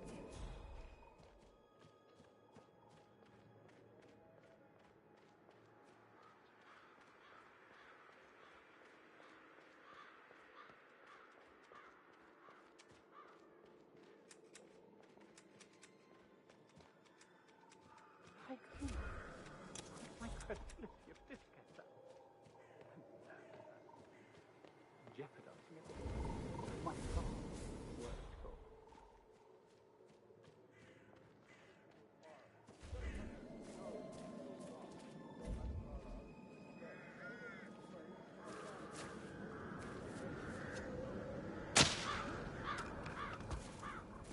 Hey, who is throwing stuff around here? Come on!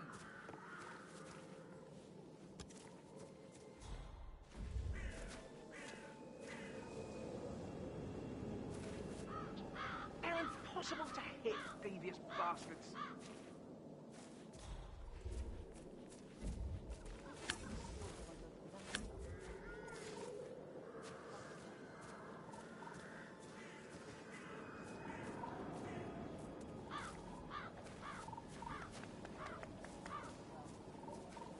Huh? Sir, please Oh, man. What was that noise?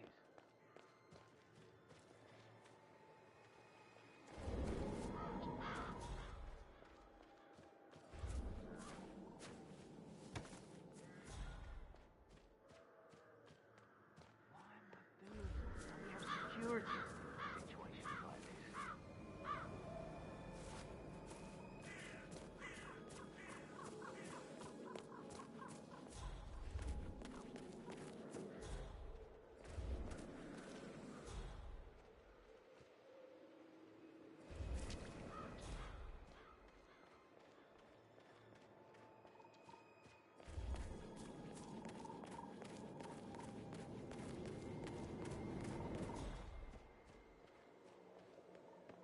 All right there. Excuse me? Pardon me.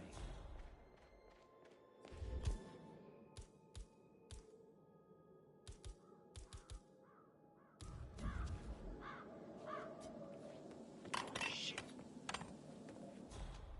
Mister, please act your age. Stop throwing stuff.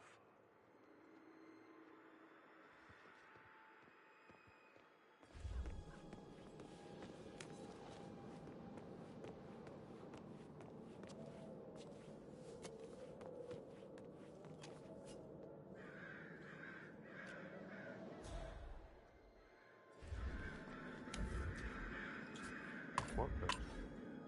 What? Command, something fell to the ground. I'm checking it out.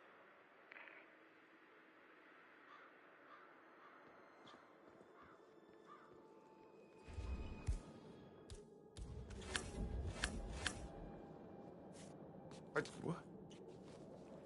Please behave and refrain from throwing garbage in the street, sir.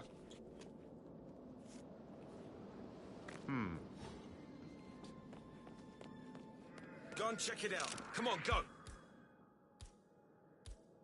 Sure. You.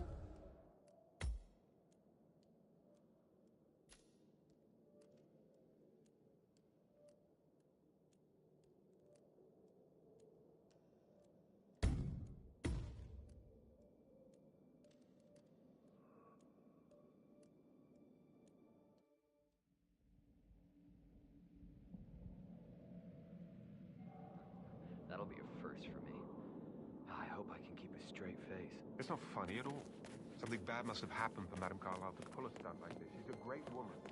Not strong, intelligent, really admired.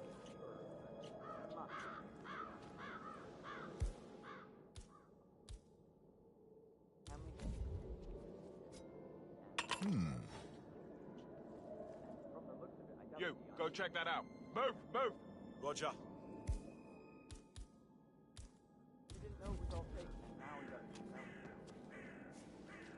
Huh?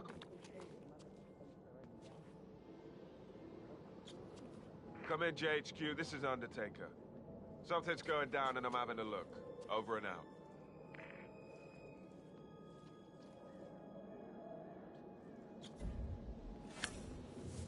Jeez!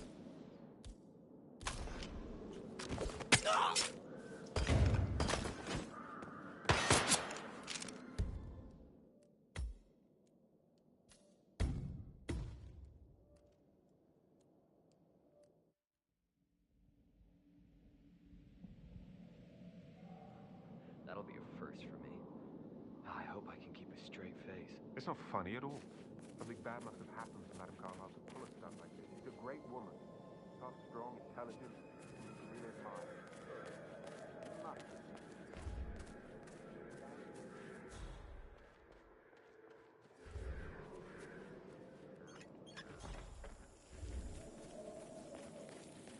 He didn't know it was all fake, and now he's having a meltdown.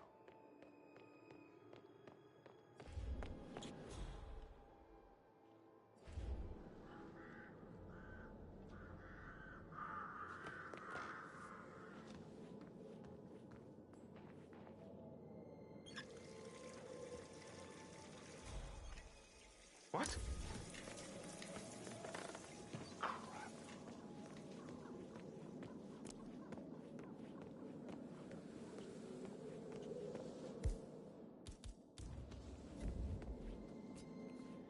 What? We might have a situation. I'll check the perimeter. Over.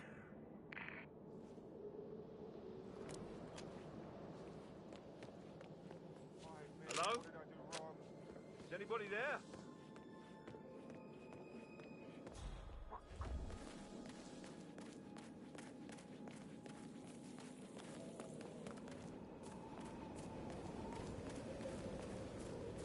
Madame Carlyle wants to inspect the arrangements for the staged funeral tomorrow. What's the delay? It's the birds. They're making a racket, dropping everywhere. I hope I die in the autumn. I love autumn funerals. Madame Carlyle. That and the fact that every public figure has to expect their life will be catalogued by their fans and their haters is hard to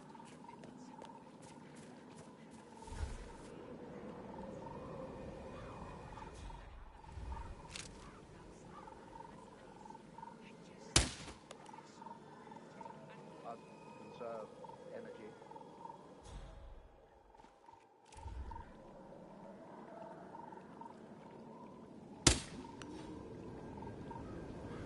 Jesus Christ!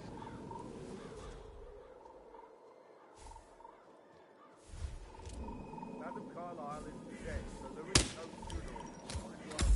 Well, I still think it's going to be a beautiful service. Well, I'm siding with the Undertaker on this one. It's wrong pretending to be dead. Some things you don't mess with, not even if you're filthy rich.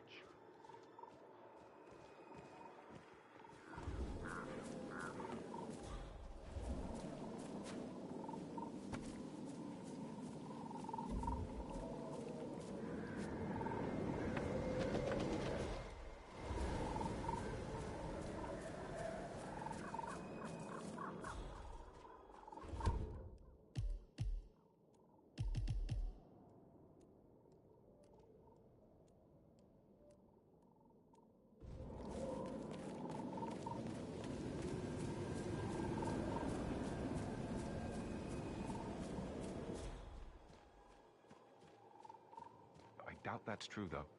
No, he was here when the safe in Madame Carlyle's office was repaired last week. He had to carry some heavy bolts. Complained about back pain. Entire weekend. That's just bonkers. Why lie about a trip to Denny?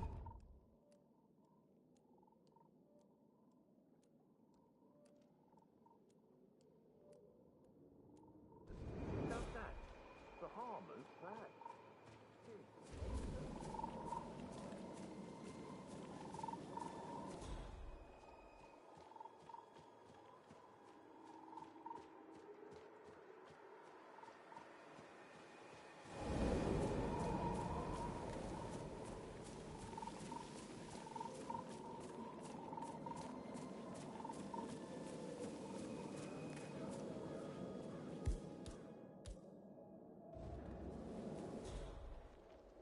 I don't believe for a second that Zachary committed suicide. We'd only just run through his plan yesterday. He was upset believing his sister was dead. I'd say worried about how things would be handled if Gregory never stayed at home. I said it in his favour, but Ethel was sure Emma would throw him out first. Now we'll never know. Oh my. You're taking this hard, aren't you?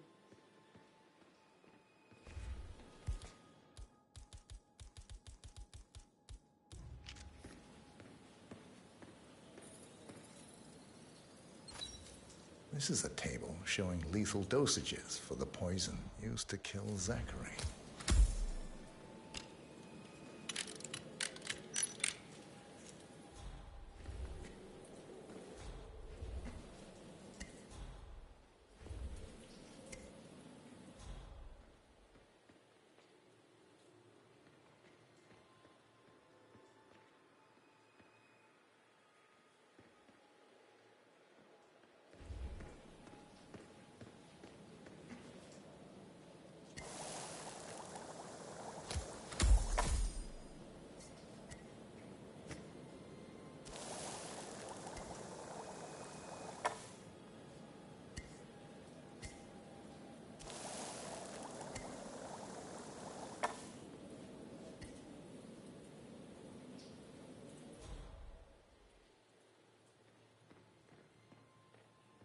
I will never again meet someone like Zachary. I can't bear to see what happened. Royal Family's tour of Commonwealth nations. I understand why you're so upset. It's such a shock to all of us.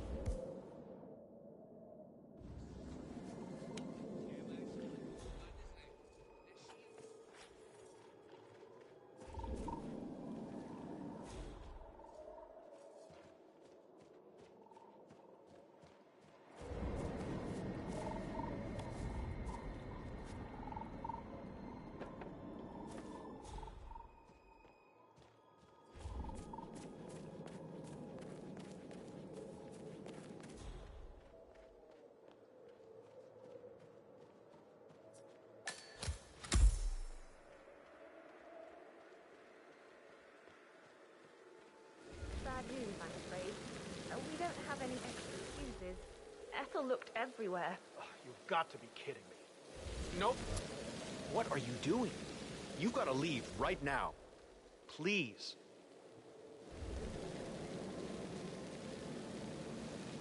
You've got to be kidding me. No power, no portrait.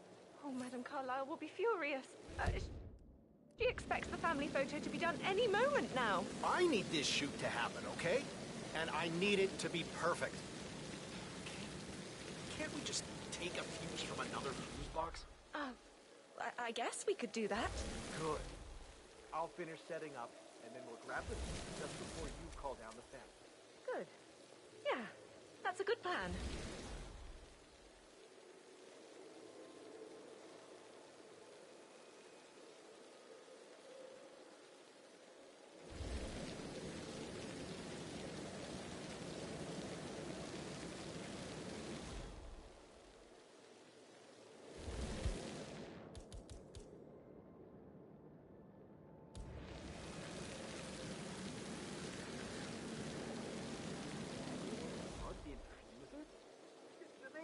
Exist anymore?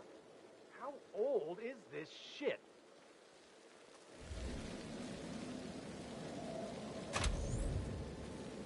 Please get out of my face.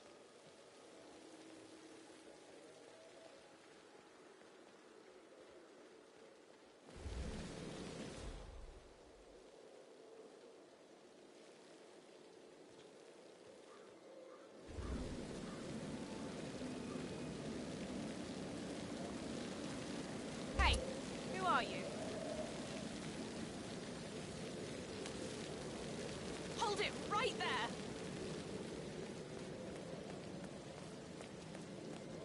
Stop.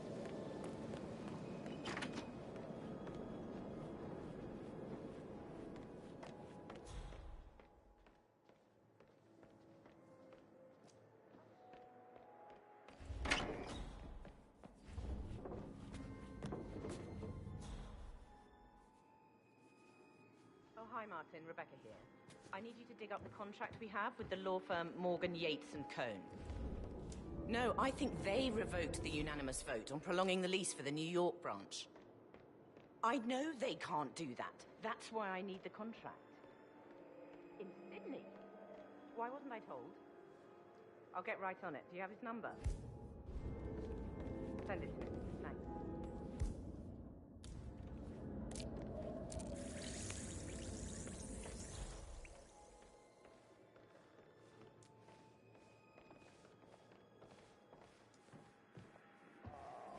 She should have gone with a better surgeon. Symmetry. Symmetry, Emma. Ugh, you're giving me a headache.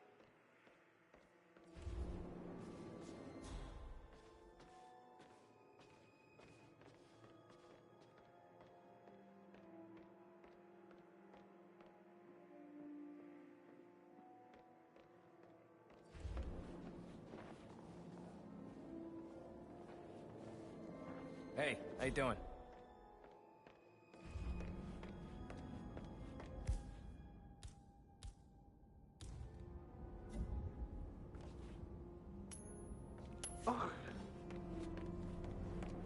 You stay here and try not to get in my way, all right?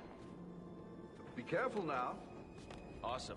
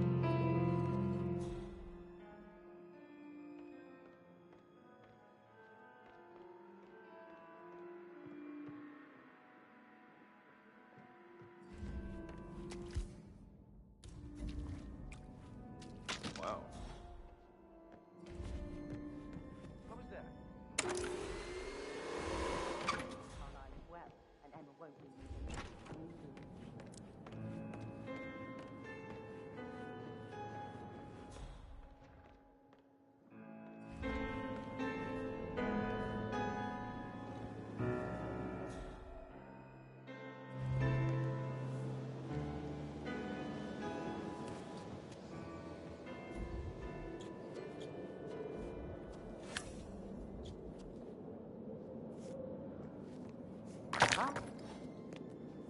Hey, someone there? Typical. Just typical.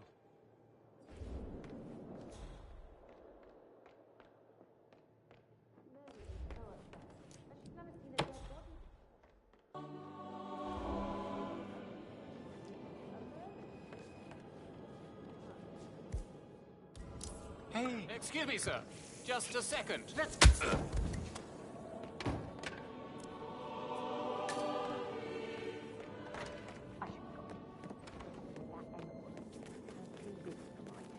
What is it?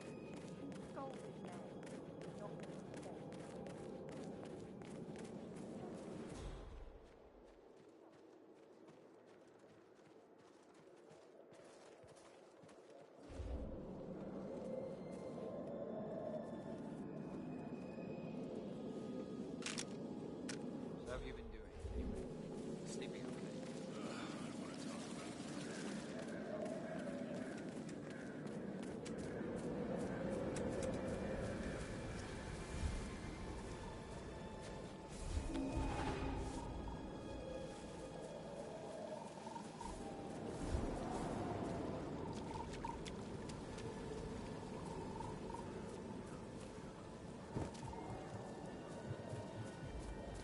"47. They're everywhere. Go, get out! It's the Constantine. Shit!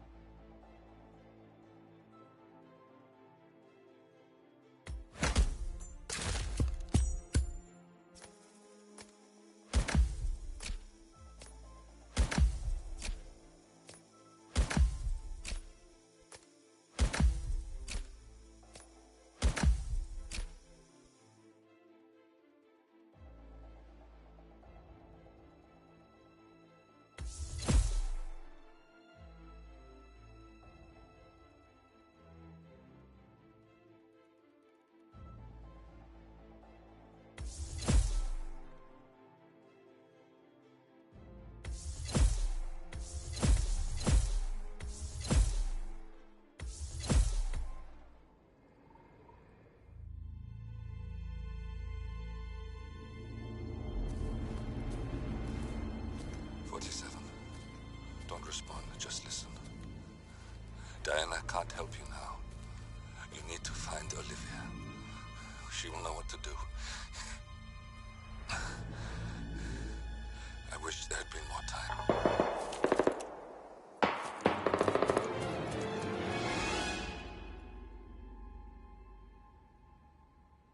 And then there were none. Thank you, Miss Burnwood.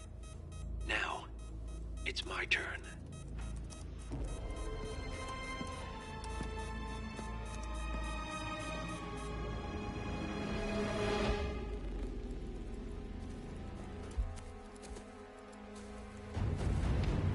Stay down. Boss wants you alive. Yeah? How about now? Over here! Cover me!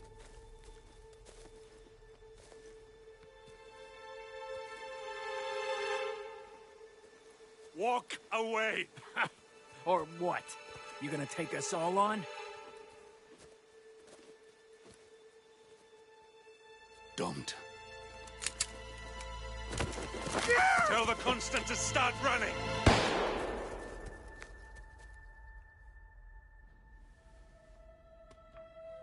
You think you've won? 47 is out there. And 47 never misses his mark. Neither do you, Miss Burnwood. That's what makes you valuable. You're delusional. You think I would betray 47? Trust me, you owe him nothing. What is this? I told you we could help each other, and I meant it. I'll look forward to your call.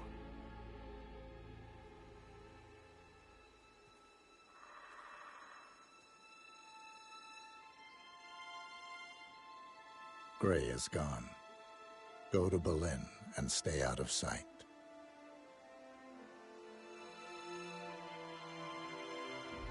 We're all that's left now.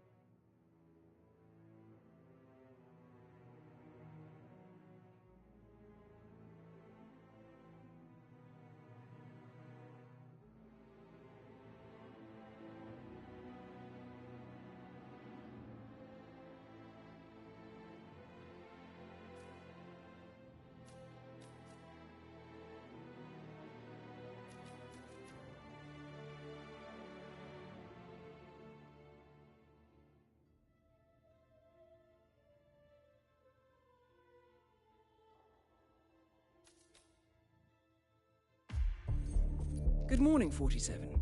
Your target is Mark Faber, also known as the Undying. A disgraced former MI5 operative currently working as a freelance assassin, Faber has been confirmed killed by ICA agents more than a dozen times. On every occasion, he has managed to come back from the dead. We have confirmation that Faber has a meeting in the Miami Bayside Center to review details on a new target. An informant at the site has provided us with reliable intel on Faber's expected movement around the center. This information has revealed several viable approaches. As you know, our inside man is meeting with the target. Acquire the right disguise, and he'll get you inside the heart of the building. Up close and personal is risky, but favors the clean kill. Alternatively, smuggle in a sniper rifle via briefcase. The race tower is a perfect vantage point, but access is restricted. Race security is high. Get through the locked door and time your shot perfectly. Or infiltrate through the staff entrance at the back of the building. Access the second floor using the elevator shaft.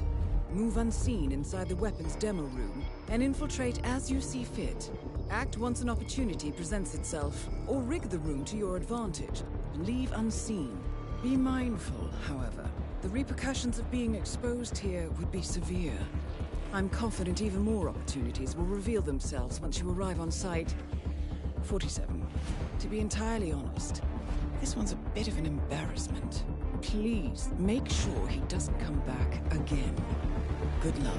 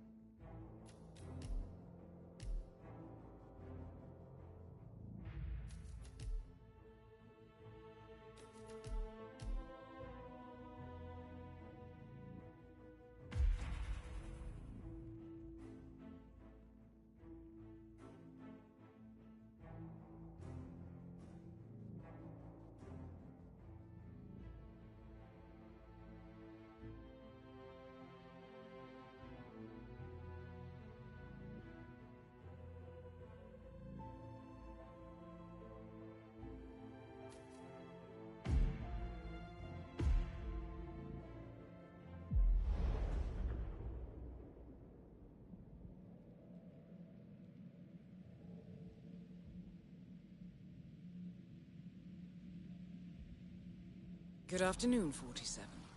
Your target is already inside the Miami Bayside Center. Faber has a full day of meetings planned, and we do not want to risk losing him. Take your time with this one.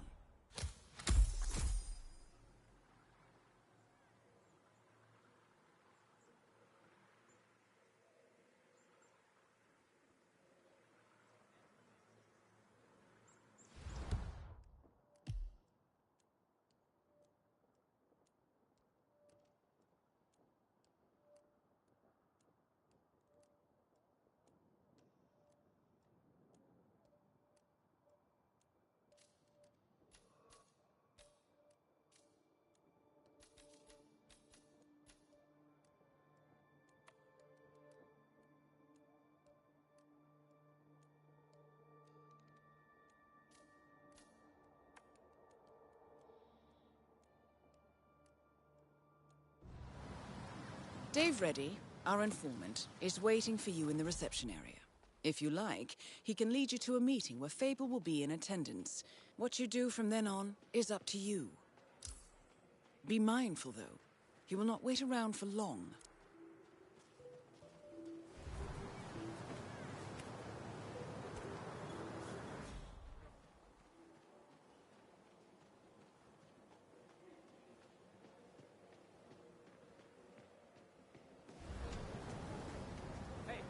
Hurry up, buddy. We're running real late here, all right? You must be Dave Reddy. Ah, yes. You're the one I've been expecting. The special guest. I am. Okay, so like I told your superiors, I can get you inside the meeting, but that's it. What you do from there is up to you. Got it? Just how I like it. All right. But you can't go in dressed like that. You'll need to look like an engineer or one of the lab guys or a guard, I guess. I'll work something out. Good. The ICA has struck a deal with Dave Reddy, one of the two men your target has come to Miami to meet with. Reddy got in some trouble with the Moreno cartel, and the ICA has promised to clear it up for him if he helps us get close to Mark Faber. Reddy is currently waiting for you in the reception area of the Bayside Center. I'll wait for you here. Don't take too long. They're expecting us upstairs in the conference room. Gender-neutral fashion brand. Sato, who until recently was head designer for famous brand Sanguine, suffered a nervous breakdown following the mysterious demise of his boss.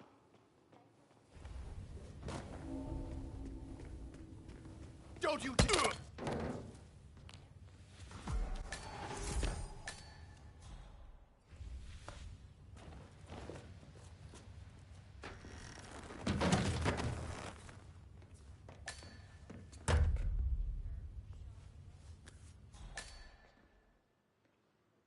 close to an abandoned apricot farm, which, according to sources at the may have served as ground for occupied. How's this? Where'd you find that? Never mind. I don't want to know. Let's go. Faber's already expecting us up there. Can't wait to meet him.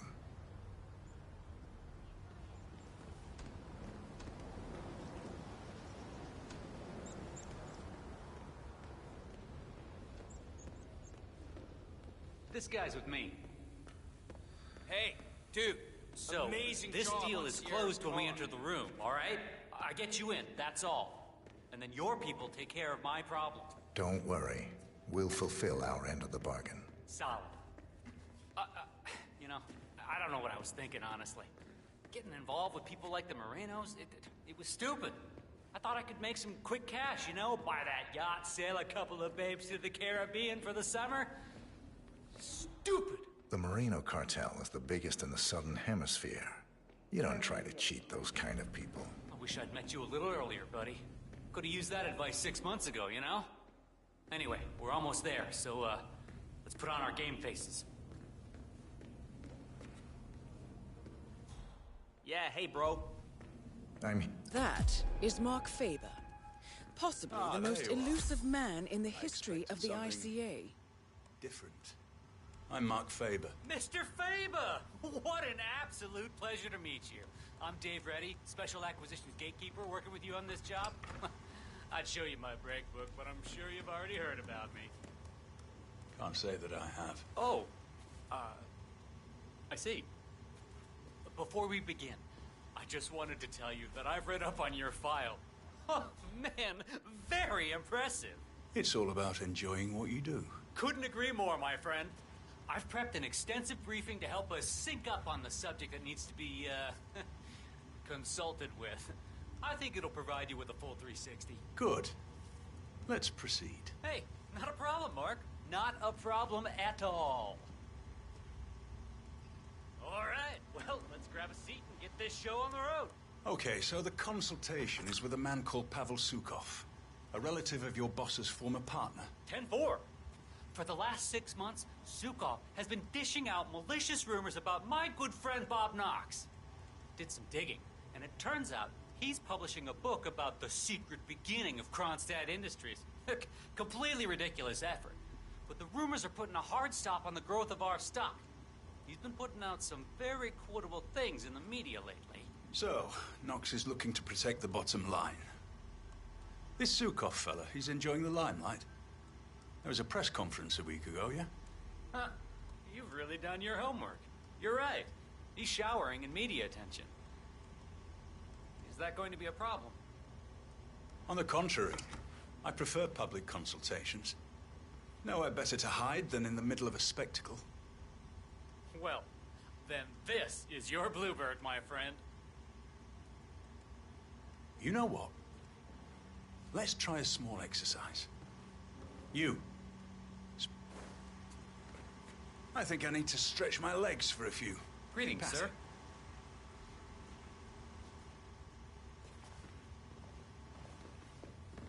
Why are you all up in my face, huh?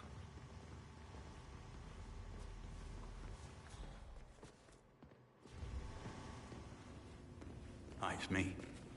I've got the new act lined up. You've reviewed the plans. It's very public because the target is public. I want a big audience for this one. We'll hire extras as props, telling them it's for a TV show. Add cameras for effect. Getting their assassin in place is all down to social engineering, and that's my headache, not yours. Just make sure that... Take him down! Roger that. Stay with me! Okay.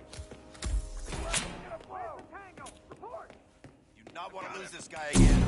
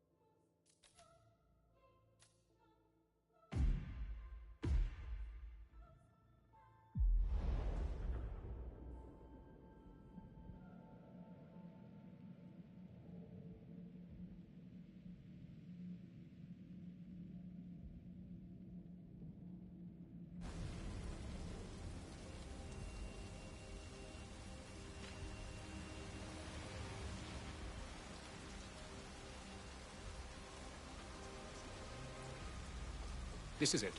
Now I need you both to keep a cool head. Only use excessive force if necessary. Yes, sir. Any known status on what we're up against? We can only presume Valiant brought an army, so my guess is we are definitely outnumbered. Got it. Let's go.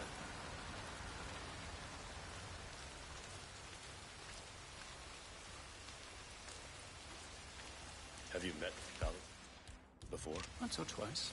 A real charmer. Don't think he'd be happy to see me, though. Why? I was the handler in charge of his assassination. It's important to stress, we are not dealing with just anyone. This man is dangerous. He knows how we work.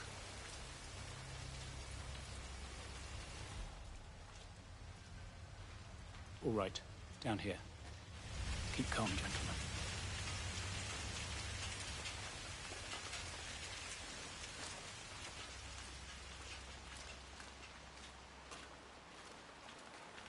Here we go.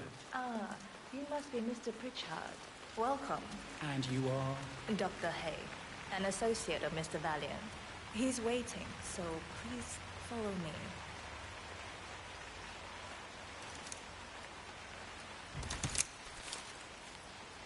Lead the way.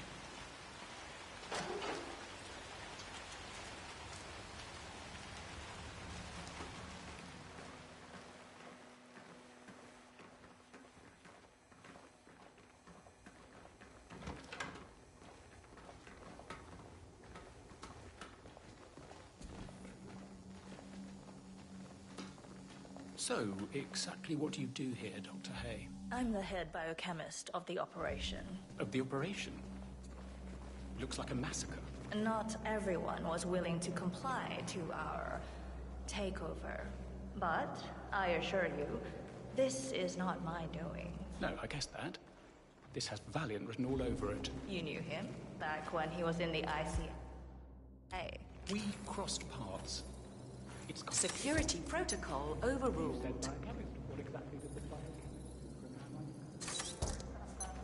All in good time, Mr. Pritchard. I promise you, you will not be disappointed.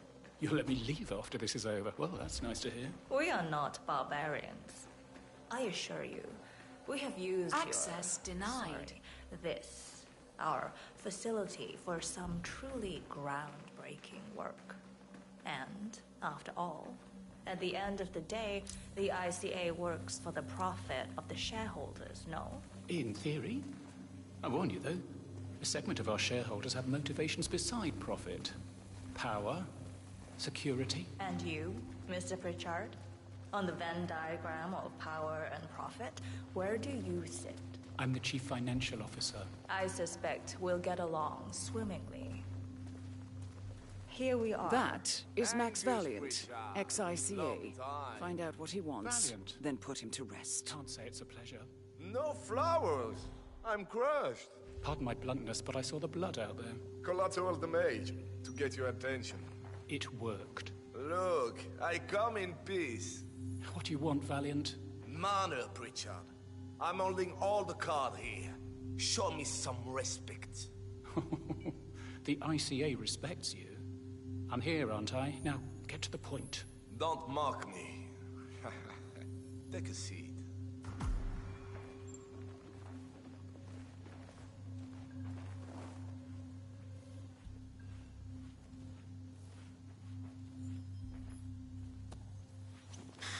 Okay, Pritchard.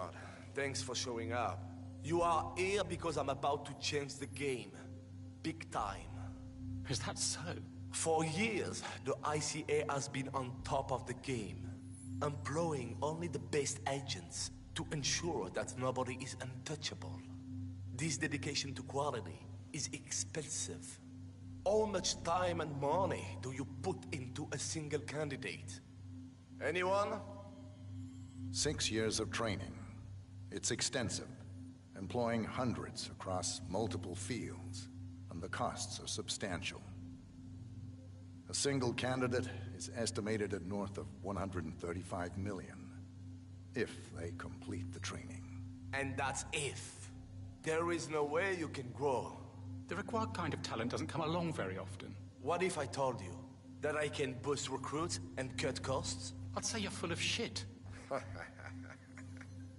In Romania, I stumbled across the remnants of a very interesting research project. Don't say what I think you're going to say. Ha! Now I have your attention. Good. Dr. Hay has been working and recreating the project for over a decade. But some data was missing. My guess, taken by the man you sent to kill me. And then I discovered this place. If we are talking about the same thing, that will take years to... Incorrect. Turn on the light.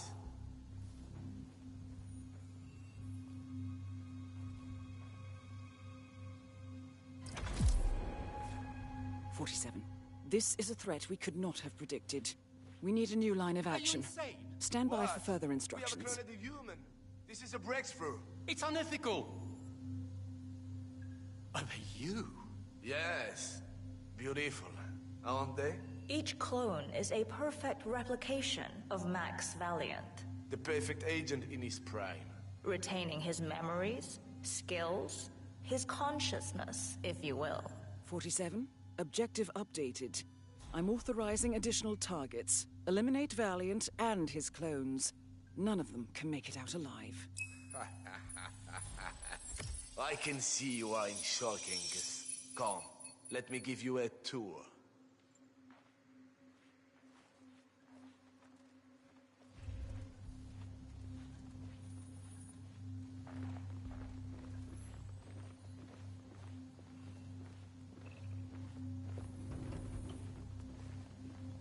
I don't understand.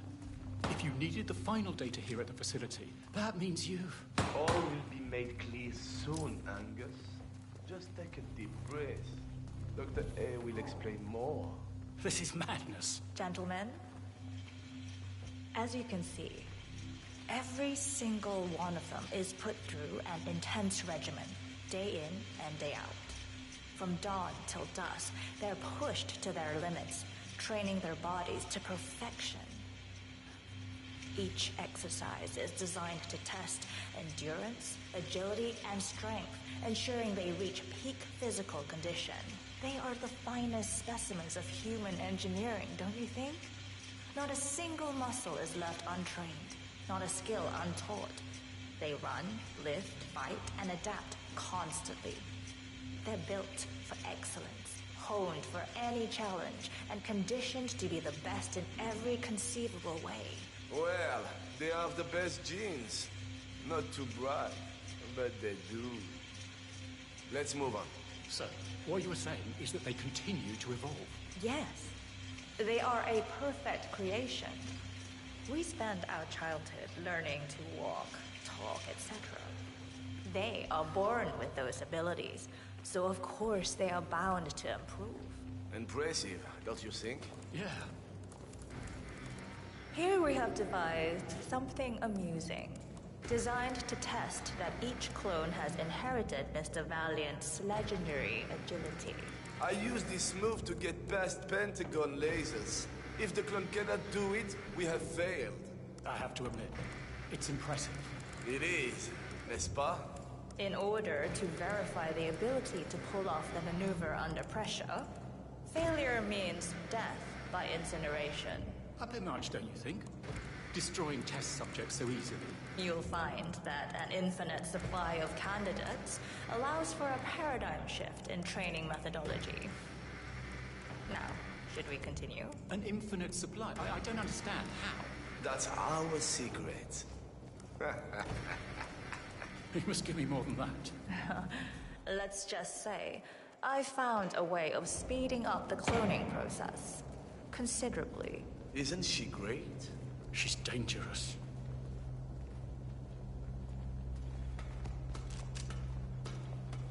And here we have our shooting range. What you see before you is the future of precision and efficiency. These are not just assassins. They are the ultimate marksmen, engineered to perfection. Every clone is designed with enhanced reflexes, unwavering focus, and a mastery in every firearm in existence. Their accuracy is perfected to a level no human could ever achieve. They don't miss, they don't falter. and they adapt instantly to changing conditions. Much like myself. The margin for error is 0. Prove it. I will.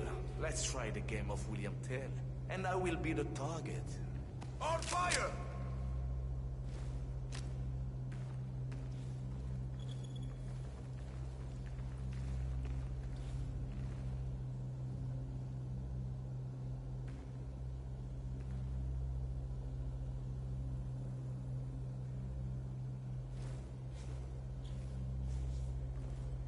Will I? Be prepared to be blown away. No, I will take this gunboat, which is our target from any distance, even for the most experienced. And I bet my life they won't miss. They are all me, and I'm perfect. Go for it. Shit! What the hell? You! Surrender yourself! There is no retreat! Nice. Nice and easy. No sudden move. Hold your fire! We got the ball! Somebody, I need help for fire! Where to?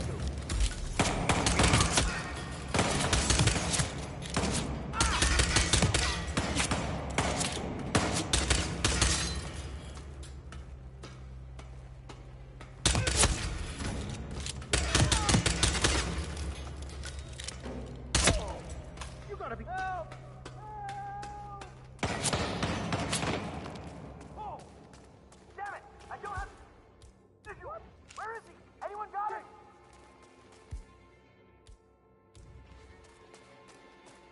What? Damn it, he's gone!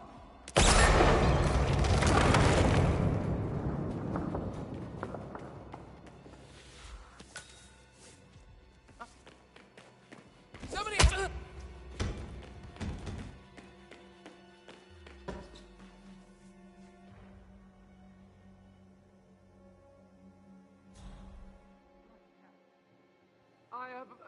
I think we need a doctor here.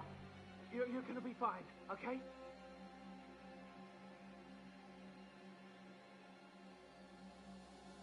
What happened to you? I told you then.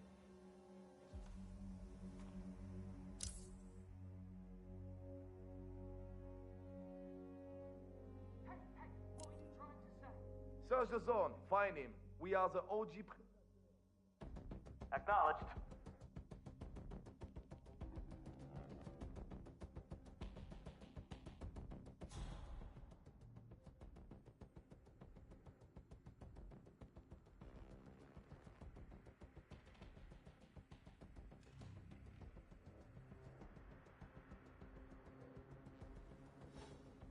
Come on, snap out of it. Get on your feet.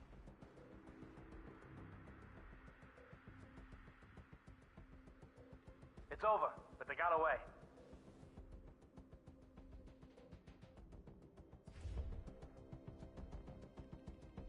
Hey. Oh, come on. I think I pissed my pants. Oh. Ow.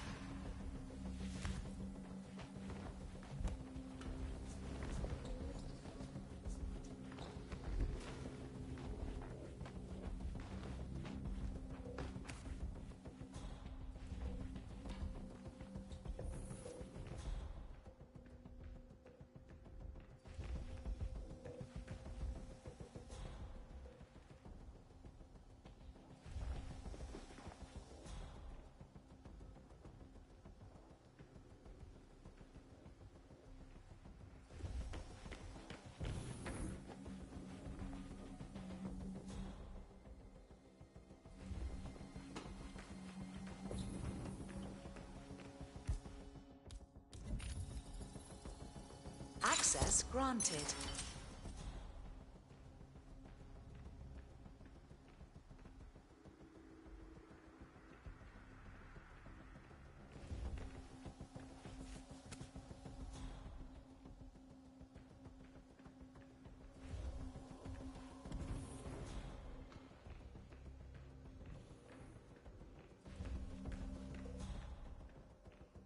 What is it, Jamie? What's wrong? I don't know. I'm just worried about the scan. What? But why? It's just something you walk through. You've done it 100 times. It's completely safe. I don't mean the scan itself. I mean that my results won't let me pass.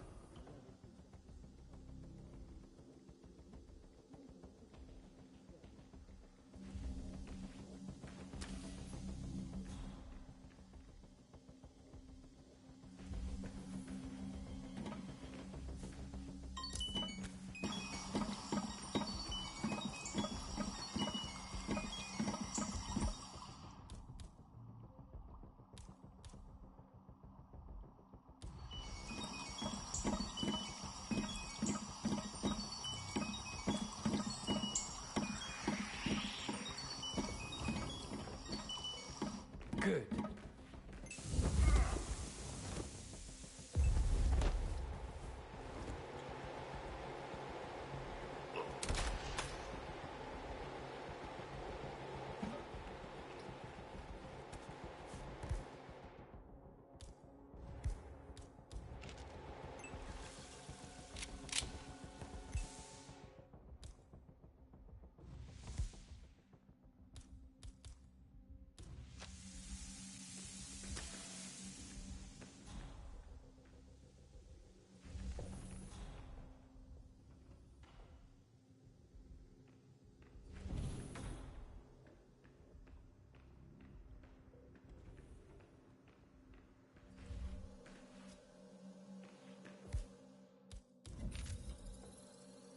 Access granted.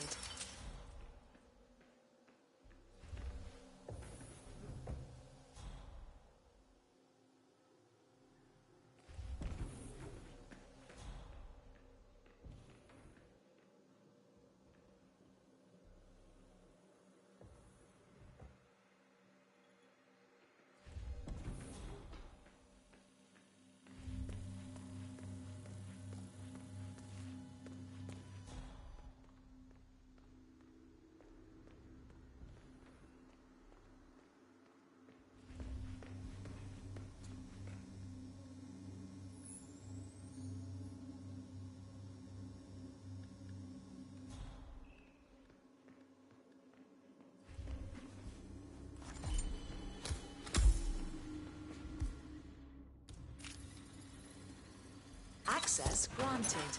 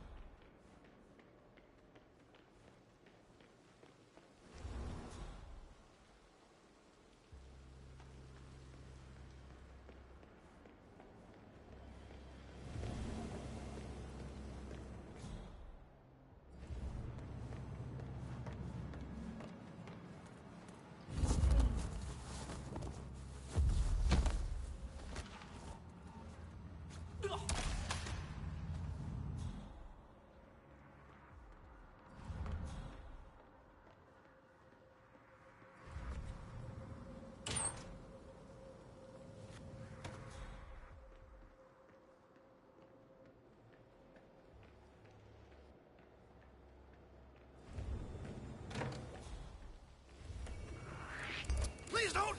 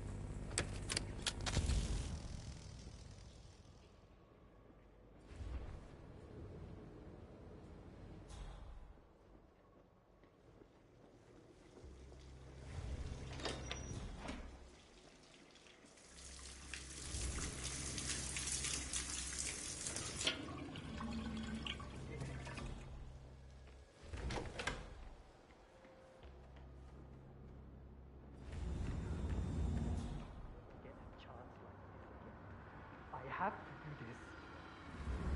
I can't do it. I can't. This can save my family. I need to think of my family.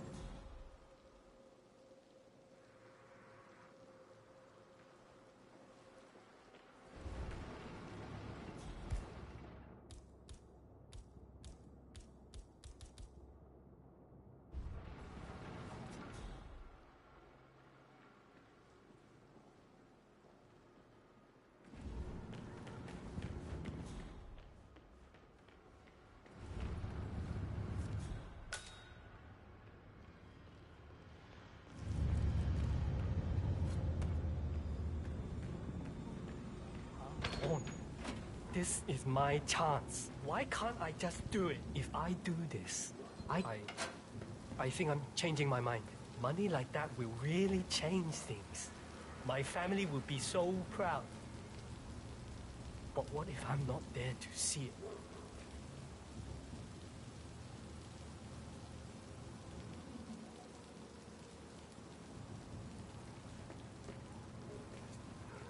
So, yeah, maybe just back off a little?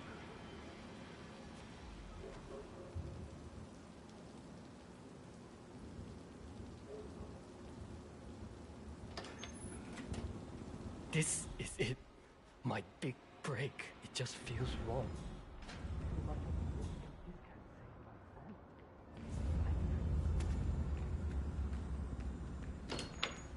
Please, no!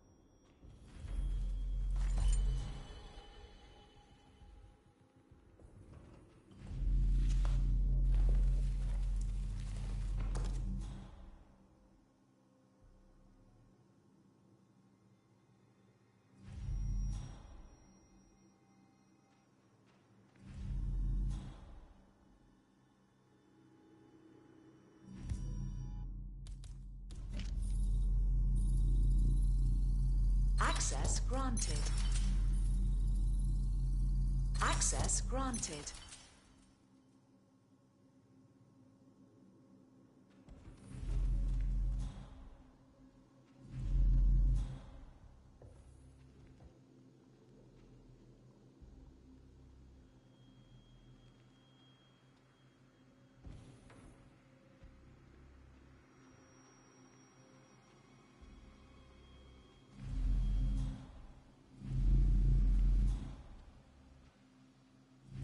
Any improvements? No.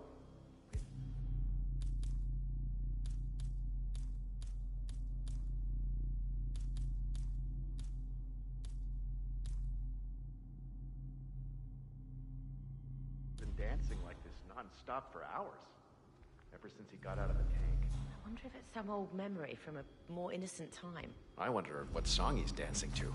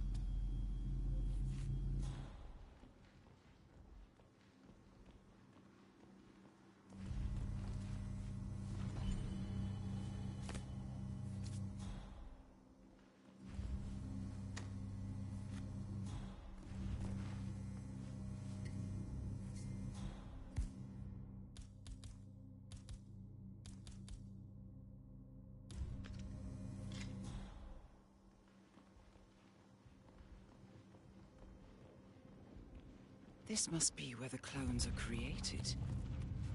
Oh, this operation is bigger than I feared. 47, you know what you need to do.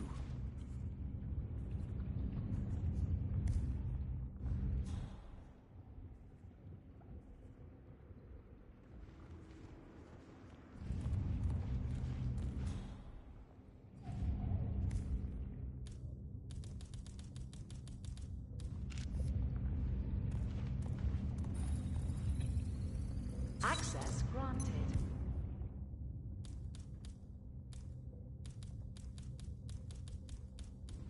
No way! Help! Wait!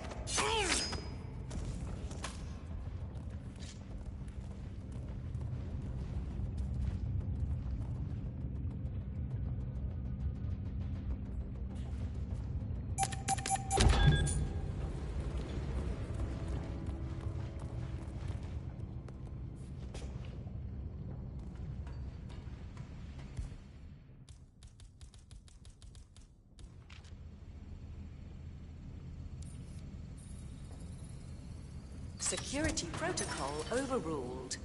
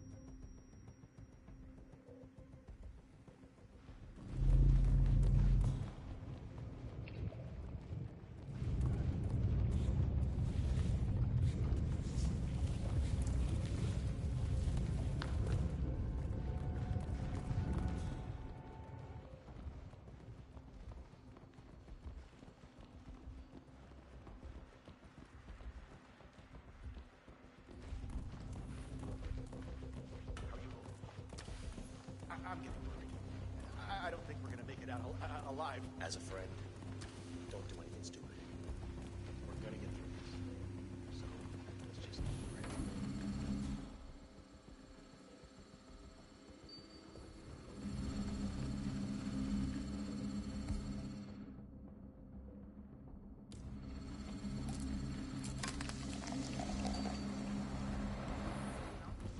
Just take a deep breath. Forget everything. Just know what you did. It's just $1 billion. $1 billion. Very good. You're doing great. We'll just adjust the pressure, so get ready. Louis, and thanks. I know I look good. Grab the water. Gotta go. All right. Tighten up.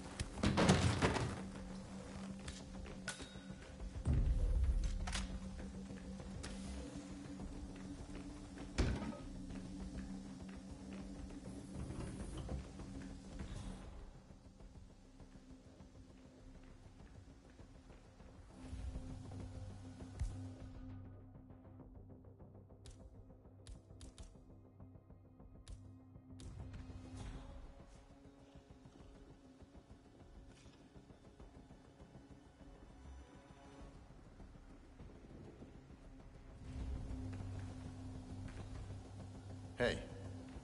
Hey, don't just stand there. Bench press. That's what you're designed for. Hey, easy. I got feelings. Bench press. Now. Okay, okay.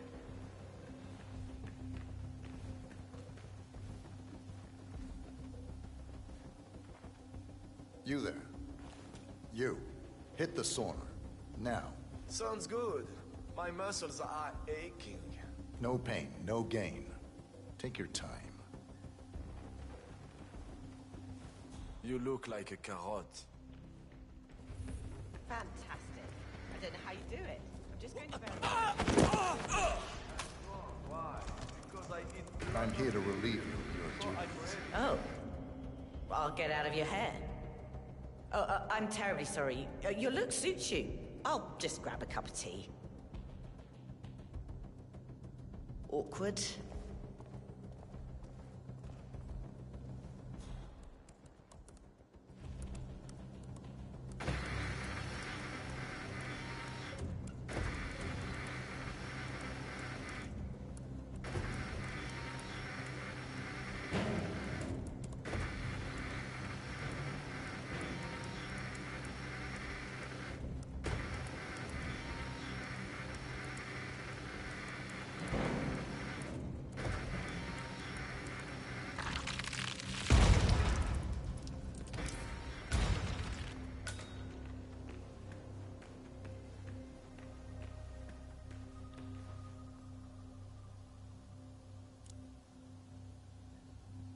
Need a spotter? Yeah.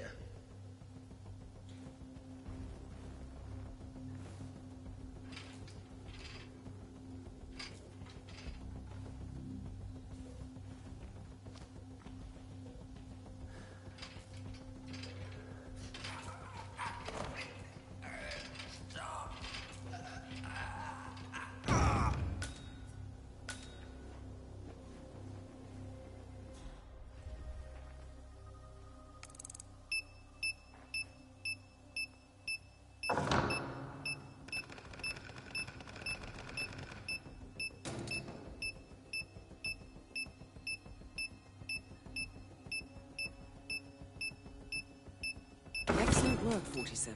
All targets have been eliminated. I know this can't have been easy. Now get out of there. We have a team on standby to take care of the rest. Your money is being transferred now.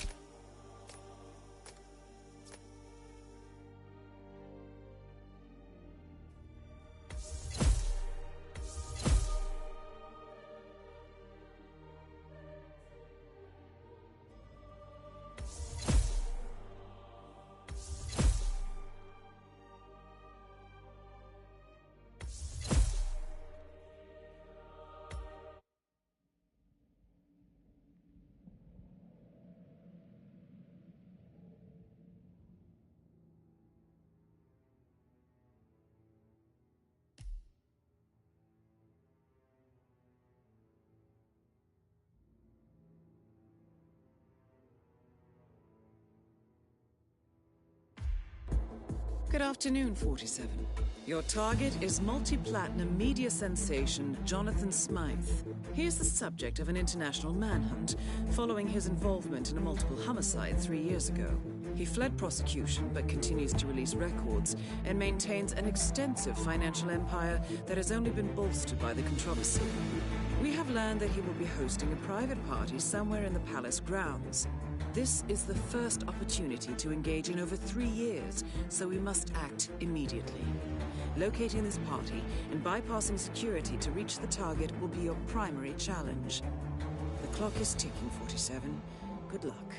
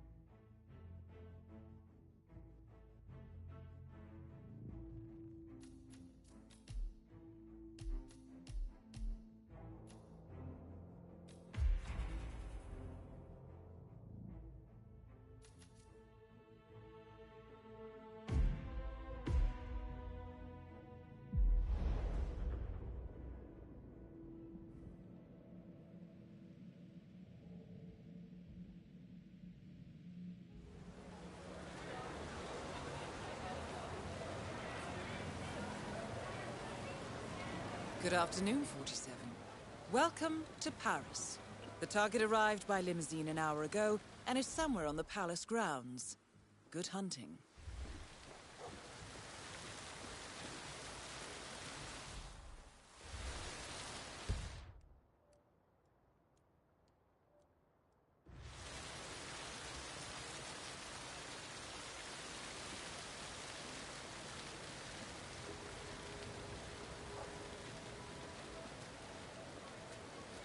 Good evening, sir. Welcome to Sanguine.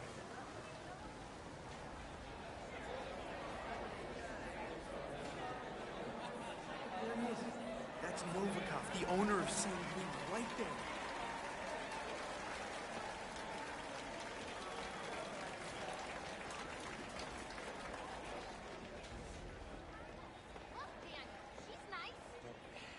I don't know. They're so thin looking. A pleasure. Nothing. Lean and strong and graceful as gazelles and ready for breeding. Creature of habit.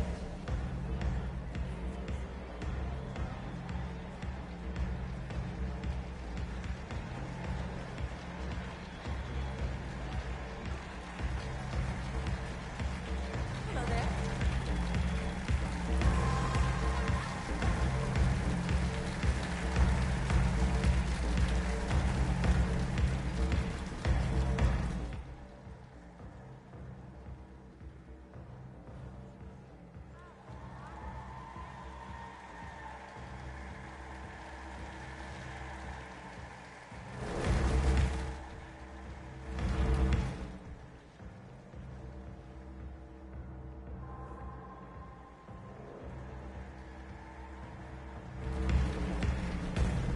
Creature of habit.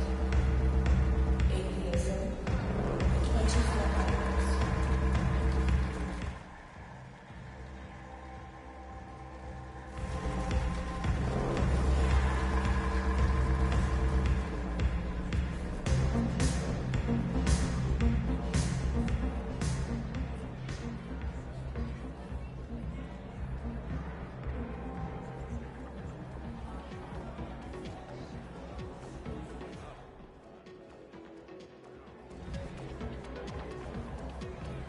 Go away.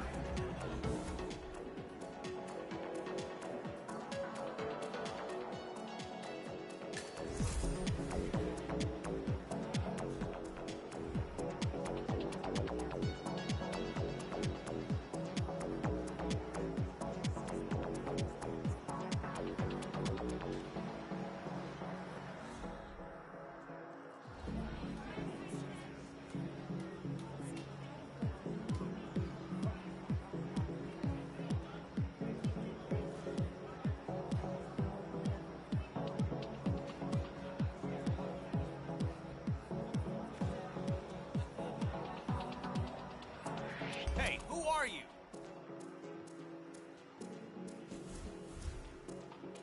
Hey! Fuck!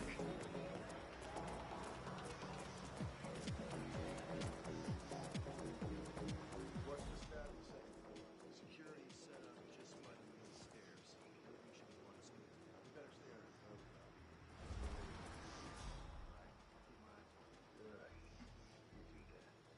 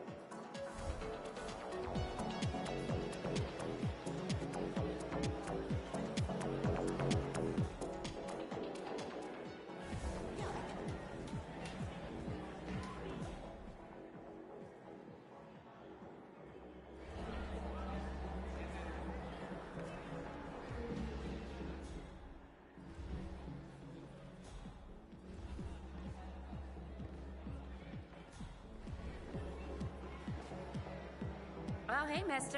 How's it going?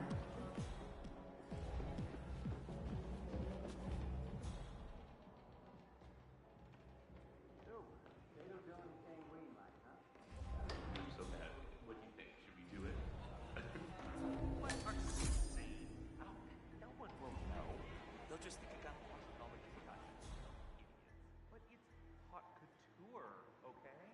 We might as well just go and rob a bank. Are you drinking again? Just been such poopy. It's not just haute couture. It's haute couture that's been worn by Madison Lang. It's touched your skin. It is. You need to get some help. No.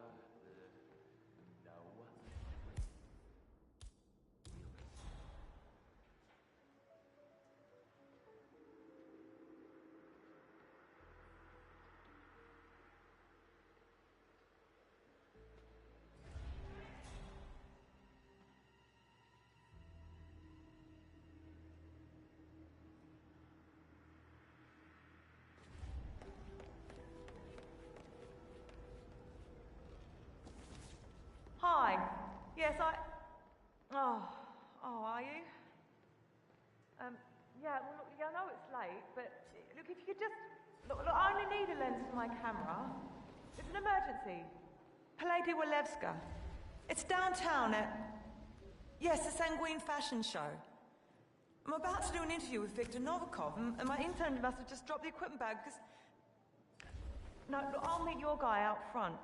I literally run alongside the van and throw money in the window, right? He won't even have... Look, please, this is like make or break for me. I'll totally make it up to you. I'll advertise you shamelessly. No, That's gonna... Right? You know, about fashion, lifestyle, and... Oh, come on, please.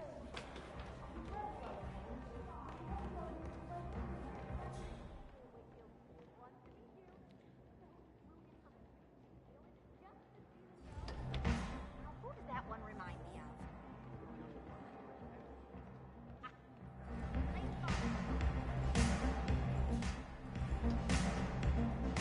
Man, I wish I had that jaw. Stop, you look fine. I know I look fine, but he's like a Greek god or something, you know? I can't believe he's actually here, you know, like in the same room as us.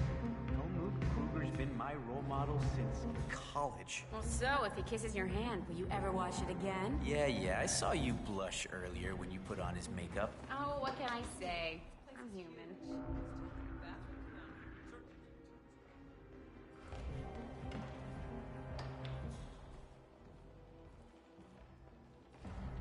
Oh, wow. Speaking of, that guy looks a lot like Helmut Kruger. Huh, yeah, uncanny.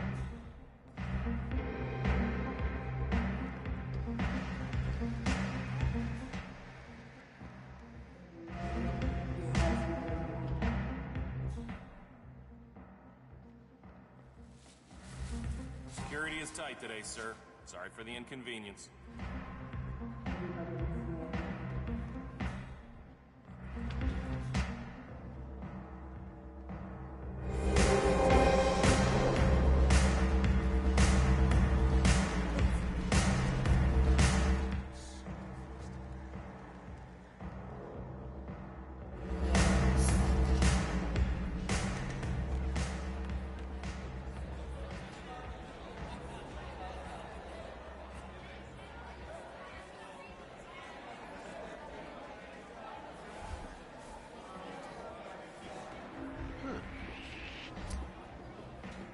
Mister?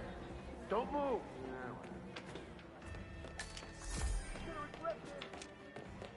Taken away. Find him.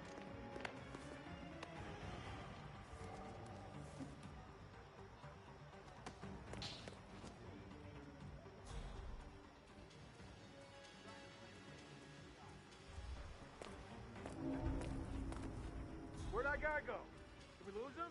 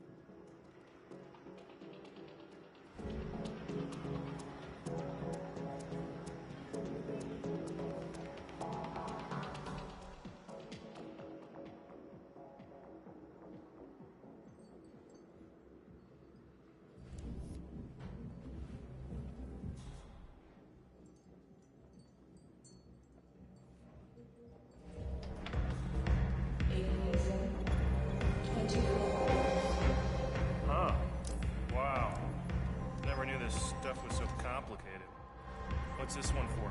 Yeah, that's a firework. Hey, buddy, I want to leave that alone. Novikov asked me to fetch it for him. He wants to trigger the fireworks himself. All right, whatever he wants, it's his money.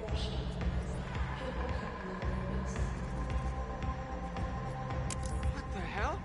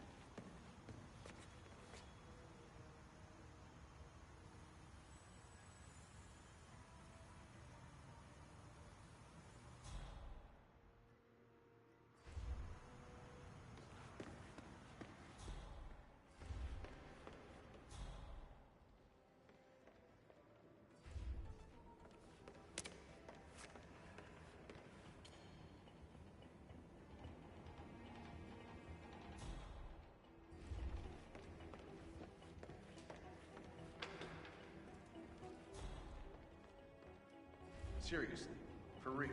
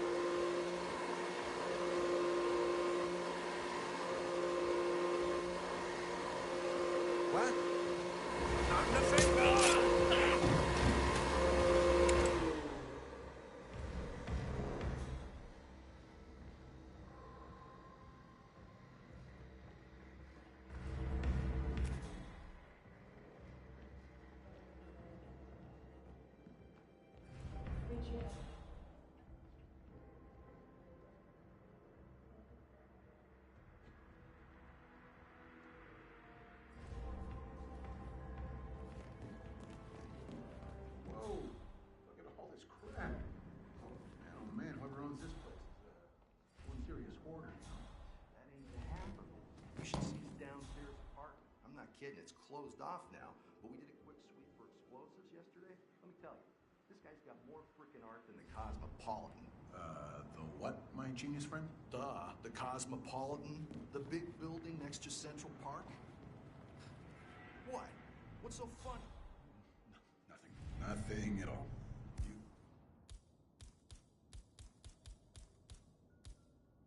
You, my friend, are a real artist.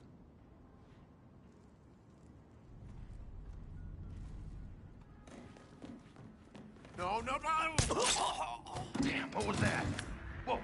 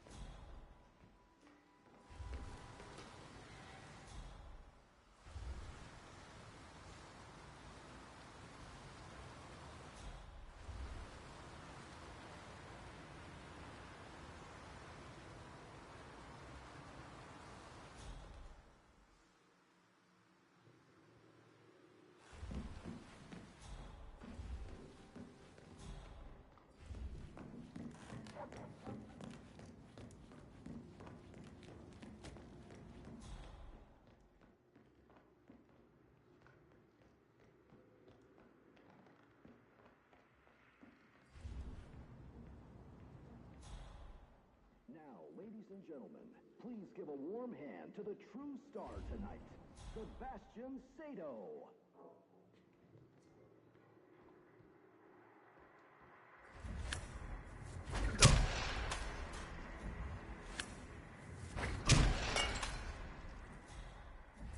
Thank you. You are too. I have been told that these are my most successful designs yet. But don't let the bright colors and the classical cut fool you. No, no, no, no. The themes I'm exploring here are perhaps my darkest yet. I've explored feelings of powerlessness, duress, coercion. The notion that free will is only an illusion. That we are all controlled by sinister forces cynically preying on our vices and weaknesses. But, like the pleasant design suggests, we put on a brave face. A mask of normality. To make us appear happy. Successful. And above all, in control. But deep down, who really is? Huh?